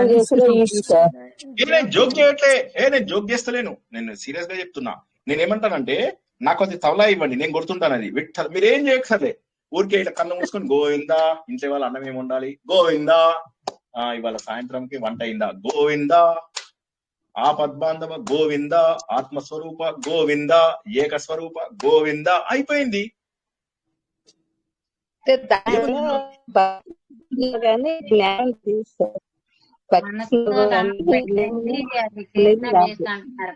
ఇద్దరు మాట్లాడుతున్నారు, ఒకసారి సత్యప్రభ గారు తర్వాత సునీత గారు, ఒకరి తర్వాత ఒకరు మాట్లాడండి. సత్యప్రభ గారు ముందు మాట్లాడండి, తర్వాత సునీత మేడం మాట్లాడండి. దాని వల్ల భక్తి వస్తుందేమో కానీ జ్ఞానం రాదు, ఏమీ తెలియదు సార్. ఇప్పుడు మీరు చెప్పడం వల్ల మేము ఋషికేశ్ వెళ్ళకుండా అక్కడ చూసినంత సంతోషం అవుతుంది. అట్లాంటి అనుభవాలు రావు సార్. యవ్వనం ఉంటుంది సార్, అక్కడ గంగా యవ్వనము, కాశీలో వృద్ధాప్యం ఉంటారు సార్. నిజమేనా? అట్లా ఏం లేదండి, మనసుకి వృద్ధాప్యం ఉండదు. మీరు గుర్తుంచుకోండి, మనసుకి ఆత్మ ఎప్పుడూ కూడా అది ఇంకా ఇంకా ఇంకా ఇంకా మెచ్యూర్ అవుతూ ఉంటుంది. ఆత్మ నిరంతర యవ్వనాన్ని ఎంజాయ్ చేస్తుంది, కానీ గుర్తుంచుకోండి, నిరంతర యవ్వనాన్ని గుర్తు చేస్తుంది మీకు. మీరు అక్కడికి వెళ్తే మేము ఓల్డ్ అయిందాం, నా ఏజ్ పోయింది, నాది ఇదైంది, నేను పిల్లల పైన ఆధారపడుతున్నాను, పిల్లలు చెప్తేనే వినాలి, పిల్లల మాటలు వినాలి, ఇవి ఉండవు తెలుసా. భగవంతుడు ఏమన్నాడు, ఎవరైతే నన్ను ఆశ్రయిస్తారో అంటే ప్రకృతి శక్తులను ఆశ్రయిస్తారో వారికి ముసలితనము వ్యాధులు లేకుండా నేను కాపాడుతానన్నాడు. కానీ 90% of the people 90% of the people దేవుణ్ణి నమ్మరు. నేను ఈ మాట అంటున్నందుకు ఏమనుకోవద్దు, మన గ్రూప్ లో కూడా 90% ఆఫ్ ద పీపుల్ దేవుణ్ణి నమ్మరు. నేను ఛాలెంజ్ కడుతున్నా. 90% ఆఫ్ ద పీపుల్ దేవుణ్ణి నమ్మరు. దేవుణ్ణి నమ్మితే దేవుడు చెప్పిన మార్గంలో ఎందుకు వెళ్ళారు ఒకసారి ఆలోచించండి. ఎందుకంటే దేవుడు అందరికంటే లోకువ. ఏదో భజనలు చేసేసి ఏదో చేసుకుంటూ అన్నం ఉండాలి గోవిందా, మళ్ళీ తినాలి గోవిందా, నిద్రపోవాలి గోవిందా, 10:15 గోవిందా, ఇది ఇందులో మనము ధ్యానంలో ఉంటున్నాం. సునీత గారు మీరు ఏదో మాట్లాడుతున్నారు, చెప్పండి. అంటే సార్ మీరు చెప్తున్నవి అది చేసే కన్నా ఇవి కొత్త కొత్త విషయాలు తెలుసుకుంటున్నాము. బుక్స్ కూడా లాభం ఏముంది దీంతో తెలుసుకొని లాభం ఏముంది? దాని బదులు తబలా తెచ్చి నా చేతిలో పెడితే నా మెడలో వేయండి ఒక మంచి తబలా, నేను కొడుతూ ఉంటాను గట్టిగా, మంచిగా కాఫీ తాగేసి చక్కగా భోజనం చేసి వచ్చి కూర్చొని కొడుతూ ఉంటాను. అందరం భజనలు చేద్దాం, ఏమైంది? రోజు 9 నుంచి 10 వరకు భజనలు చేద్దాం, చేసి పడుకుందాం, ఏమైంది? అది కరెక్ట్ కాదని అనిపిస్తుంది సార్. ఎందుకంటే ఇప్పుడు మీరు చెప్తున్నవి కొత్త విషయాలు మేము తెలుసుకుంటున్నాం మీరు చెప్పడం వల్ల. ఇంతవరకు మీరు చెప్పినట్టు అలాగా భజన చేసుకొని ఉండేటట్టుగానే మైండ్ ఉండేది. ఇప్పుడు మీరు చెప్పినట్లుగా కొత్త విషయాలు తెలుసుకోవాలి అంటే ఇవన్నీ చూడాలి, చదవాలి అన్న విషయం తెలిసింది సార్. ఓకే, ఇంకా ఇంకెవరైనా మాట్లాడతారా? చేతులు నొప్పి చూపిస్తుంది అంతే కదా సార్, అట్లా అనుకుంటుంటే. అంటే నా ఉద్దేశం ఏంటంటే, ఇప్పుడు మీరు హిమాలయాస్ లోపల ఇవాళ స్వామి చెప్పిన మాటలు గుర్తుంచుకోండి. తపోవన్ మహారాజ్ గారు ఏం చెప్పారు? మీకు ఏం కష్టం ఉంది చెప్పండి. ఆయన ఏమన్నారు? గంగా ఆ హారతి చూడండి, ఆ నీళ్లను స్నానం చేయండి, ఆ నీళ్లను తాగండి, ఆ నీళ్ళ శబ్దాన్ని వినండి. ఆ నీళ్ళ శబ్దంలో దేవుణ్ణి వినని వాడు చెవులు లేనివాడు. ఆ ప్రకృతి అందంలో దేవుణ్ణి చూడలేనివాడు గుడ్డివాడు. ఋషికేశ్ లాంటి ప్లేస్కి వెళ్ళి అక్కడ ఇంద్రియాలను అణుచుకోని వాడు ఋషికేశ్కి రావక్కర్లేదు. అక్కడికి వెళ్తే మీ ఇంద్రియాలు ఖచ్చితంగా అణిగిపోతాయి. ఋషికేశ్ లో అన్ని ఏరియాలు మీకు బిజీగానే ఉండవు. షాపింగ్ ఏరియాలు రామ్ జూలా, లక్ష్మణ్ జూలా, జానకి జూలా బిజీగా ఉంటాయి. ఇప్పుడు రామ్ జూలాని మళ్ళీ రిపేర్ చేయాలి. లక్ష్మణ్ జూలా ఆల్మోస్ట్ అయిపోయింది construction. So Janaki జూలా open for public, full rush. మిగతా ప్లేసుల్లో మీరు చూస్తే అంత రష్ ఉండదు మీకు. చాలా ప్లేసుల్లో ఉండదు మీకు. మృత్యుంజయ మహాదేవ్ టెంపుల్ పై వరకు 15 అంతస్తులు ఉంటుంది. అక్కడికి వెళ్ళి చూడండి, మీకు అట్లా అనిపించదు. మీకు చాలా మధ్యలో ఒక 150 టెంపుల్స్ ఉంటాయి. ఇట్లా గుండ్రకు ఒక్కొక్క అంతస్తులో 20, 30, 40, 50 టెంపుల్స్ ఉంటాయి. ఇలా పై అంతస్తు వరకు మీరు వెళ్ళి చూసుకుంటే ఎంత అద్భుతంగా ఉంటుంది. భూతనాథ్ మహాదేవుడు ఒక ఆలయం ఉంటుంది, అది కూడా చూడండి. అది కూడా ఎన్నో అంతస్తులు. నడుచుకుంటూ వెళ్తే మీకు పైకి వెళ్తున్న జనాలు ఉంటారు, కానీ మీకు పైకి వెళ్ళినా కొద్ది ప్రశాంతత. ఒక్కసారి పైకి వెళ్ళిన తర్వాత మీకు ఋషికేశ్ మొత్తం కనిపిస్తూ ఉంటుంది. ఎంత ప్రశాంతత అనిపిస్తుంది తెలుసా. అక్కడ పక్క నుంచి నీళ్లు అవి ఇవి వెళ్తున్నది, ఇటు అరణ్యాలు, ఆ చెట్లు, ఇలా గాలి ఊగుతుంటే వచ్చే ఆనందం. అంటే ఇవన్నీ నేను మాటలు. సార్ మీరు చెప్పిన నదులు ఇప్పుడు మన ఇండియాలోనేనా సార్ ఉన్నాయి అవన్నీ? ఏ నదులమ్మా? ఇందాక నేను చెప్పినవా? ఏది? గంగా ప్రయాణం. గంగా ప్రయాణం, అవునమ్మా, గంగా ప్రయాణం ఇండియాలోనే ఉన్నాయి సార్ అన్ని. అవును, కరెక్ట్. గంగా స్టార్టింగ్ పాయింట్ నుంచి గంగా ఎండింగ్ పాయింట్ వరకు జరిగే ప్రయాణం చెప్పాను. ఒకరోజు యమునా ప్రయాణం చెప్తాను. ఒకరోజు మీ అందరికీ నేను అదే అంటాను, ముందు కొంత జాగ్రఫీ తెలిస్తే బాగుంటది. అందరూ కూడా కొంత జాగ్రఫీ కూడా తెలిసి, ఇది ఎట్లా ఉంటుందంటే the more you own the more you start appreciating things. ఎంత మీరు ఎక్కువ తెలుసుకుంటే మీరు అంత అప్రిషియేట్ చేయగలుగుతారు. ఇప్పుడు నేను ఎంత కొత్త విషయాలు మీకు చెప్పాలని ఎంత తపన చెందుతానో, మీరు అది అర్థం చేసుకుని మీరు దానిపైన ఇంకెక్కువ రీసెర్చ్ చేస్తే నేను ఎక్కువ ఆనందం పొందుతానని గుర్తుంచుకోండి. మళ్ళీ ఒకసారి కాశీ దగ్గర ఆ 3 నదులు కలిసి ఉంటాయి కదా సార్, త్రివేణి సంగమం అంటారు కదా సార్. అది ఒకటి సరస్వతి, ఒకటి వేణి, ఇంకొకటి అవేంటి సార్? వరుణ అస్సినే మెయిన్. అక్కడ పంచగంగా ఘాట్ అని ఒకటి ఉంది, అక్కడ 5 గంగలు కలిసాయి అని చెప్పేసి చెప్తారు. త్రివేణి ఏది మన జ్ఞాపకం, త్రివేణి సంగమం మీకు ప్రయాగరాజ్ లో ఉంది. గంగా యమున సరస్వతి. అదే ఆవిడ దాంతో కన్ఫ్యూజ్ అవుతున్నారేమో అని నేను అనుకుంటున్నాను. ప్రయాగ్ లో గంగా యమున సరస్వతి అంటారు, సరస్వతి అంతర్వాహిని అంటారు. సరస్వతి ప్రతి చోట కలుపుతారు, తిరుపతిలో కూడా ఉందంటారు. సో వదిలేయండి మీరు. అసలు సరస్వతి ప్రవహించేది కేవలము మానా అనే ఊరు లోపల ఒక 5 కిలోమీటర్లు ప్రవహించి అలకానందలో కలిసిపోతుంది. ఓకేనా? నమస్కారం అండి. నమస్తే మేడం. ఇప్పుడు స్వామి రామ హిమాలయన్ మాస్టర్స్ అని ఉంది కదా, అది మీరు చెప్పినది ఒకటేనా అండి? కాదు. స్వామి రామ 1950s లోపల ఆయన శంకరాచార్యగా అయ్యారన్నమాట.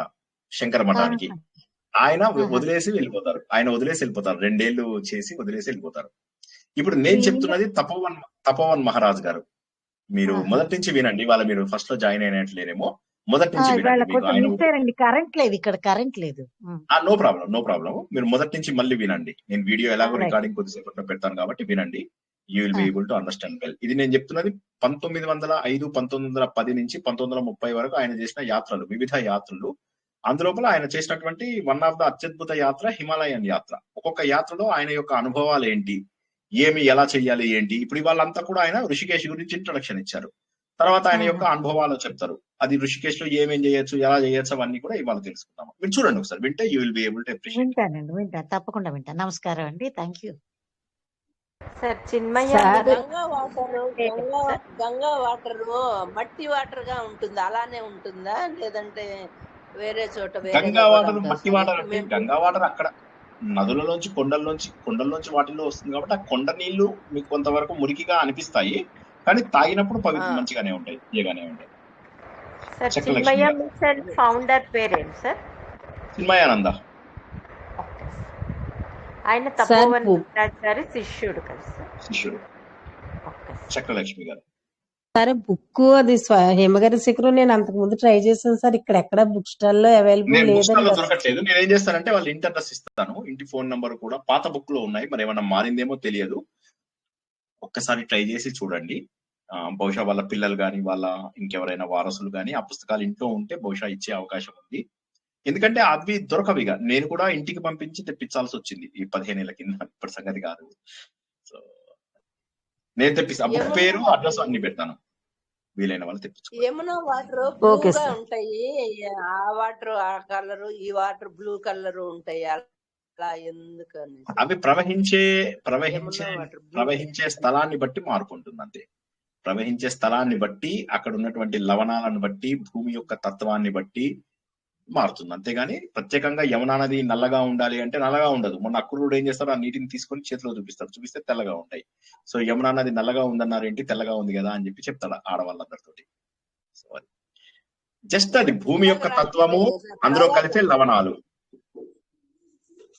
ప్రయాగరాజులో కూడా 2 కలర్లు కనిపిస్తాయి కదా సార్ మనకు, 2 కలర్లుగా. అవును, దానికి కారణము ఇప్పుడు నేను చెప్పాను కదా. దానికి కారణం ఏంటంటే అవి వెళ్తున్నటువంటి భూమి, దాని తర్వాత పక్కన ఉన్నటువంటి ఇవి కలవడము, రకరకాల కారణాల ద్వారా రంగు డిఫరెంట్ గా కనిపించడం సహజం. కలిసిన తర్వాత అన్ని ఒకటే అయిపోతాయి. యా, నెక్స్ట్ క్వశ్చన్ ఎవరైనా. కన్యాకుమారిలో కూడా 3 రంగులు కనిపిస్తుంది సార్ సముద్రం. అది సముద్రం. ఓకే, నెక్స్ట్ ఇంకేమన్నా ప్రశ్నలు? రామేశ్వరంలో కూడా సార్, రామేశ్వరంలో కూడా 2 రకాల నీళ్ళు కనిపిస్తాయి.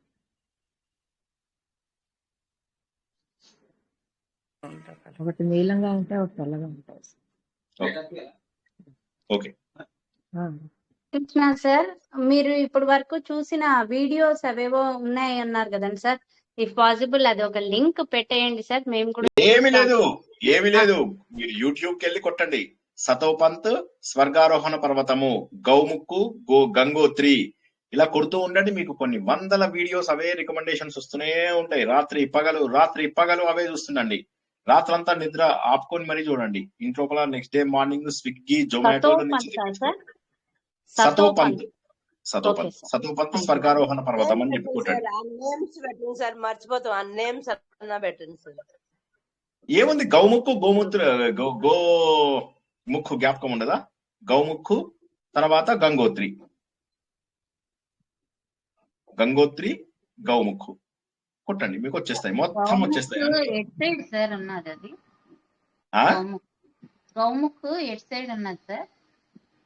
గౌముక్కు గంగోత్రికి వెనక 18 కిలోమీటర్స్ ఇంకా పైకి వెళ్ళాలి.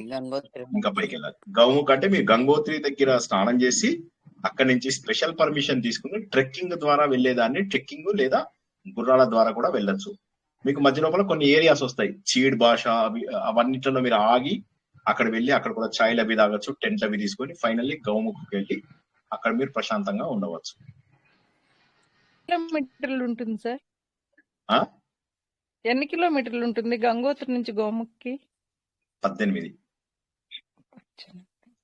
ట్రెక్కింగ్ వెళ్ళలేరు, కష్టం అది. వయసులో ఉన్న వాళ్ళు వెళ్ళగలరు, కొద్దిగా వయసు ఉన్న వాళ్ళు కొద్దిగా ప్రయత్నం చేయొచ్చు, బాగుంటుంది. గౌముఖ్ వెళ్ళగలిగే వాళ్ళు కూడా చాలా సులభంగా వెళ్ళగలుగుతాం. అంటే వెళ్ళాలి అనుకుని ఉంటే సులభంగా వెళ్ళగలుగుతాం. మధ్యలో ఒక బ్రేక్ తీసుకొని సేమ్ డే వెళ్ళిపోతారు అందరూ. పొద్దున్న ప్రారంభమై సేమ్ డే కల్లా అక్కడ రీచ్ అయిపోయి అక్కడ మన ఆగి లేదా మధ్యలో ఆగి అక్కడ కాస్త. ఇదేంటంటే హడావిడిగా చేసే యాత్రలు ఏవి కూడా మనకు కష్టాన్ని మిగులుస్తాయి. అలా కాకుండా ప్రశాంతమైన యాత్రలు. చందన్ ప్రకాష్ అని ఒక ఆయన ఉన్నాడు, Chandan Prakash. Extremely slow videos హిందీలో ఉంటాయి. హిందీ అర్థమయ్యే వాళ్ళు తప్పకుండా చూడండి. నాకు ఆయన మోస్ట్ ఫేవరెట్, చందన్ ప్రకాష్. నిజమైన ఆధ్యాత్మిక యాత్రలాగా ఉంటాయి. అతను అంటాడు, మై యహా సే जा रहा हूं, रास्ते में मुझे मैगी मिला, मैगी आराम से खाया, लोगों से थोड़ी देर बात किया. ఇట్లా ఇలా చెప్పుకుంటూ మెల్లగా తీసుకెళ్తాడు అనమాట. చాలా చక్కగా మాట్లాడుతూ తీసుకెళ్తాడు. చందన్ ప్రకాష్ అని కొట్టండి. ఆయనవి కూడా అత్యద్భుతమైనటువంటి యాత్రలు ఉన్నాయి. ఇదే ప్రొఫెషనల్ ఫోటోగ్రాఫరు. సో మీకు ఎన్ని నేను కొన్ని వందల వేల వీడియోస్ చూశాను. ఎన్ని చెప్పమంటారు? సో అట్లా మీరు ఒకటి చూడండి, అదే it will lead to other videos also.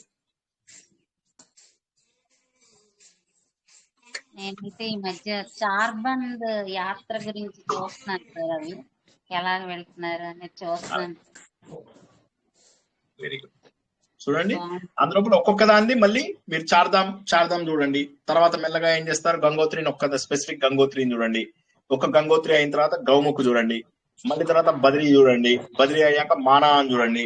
మానా అయిపోయిన తర్వాత సతోపంత్ అనండి, వసుంధర ఫాల్స్ అనండి. అలా అలా అలా వెనక్కి వెళ్ళిపోతూ ఉండండి.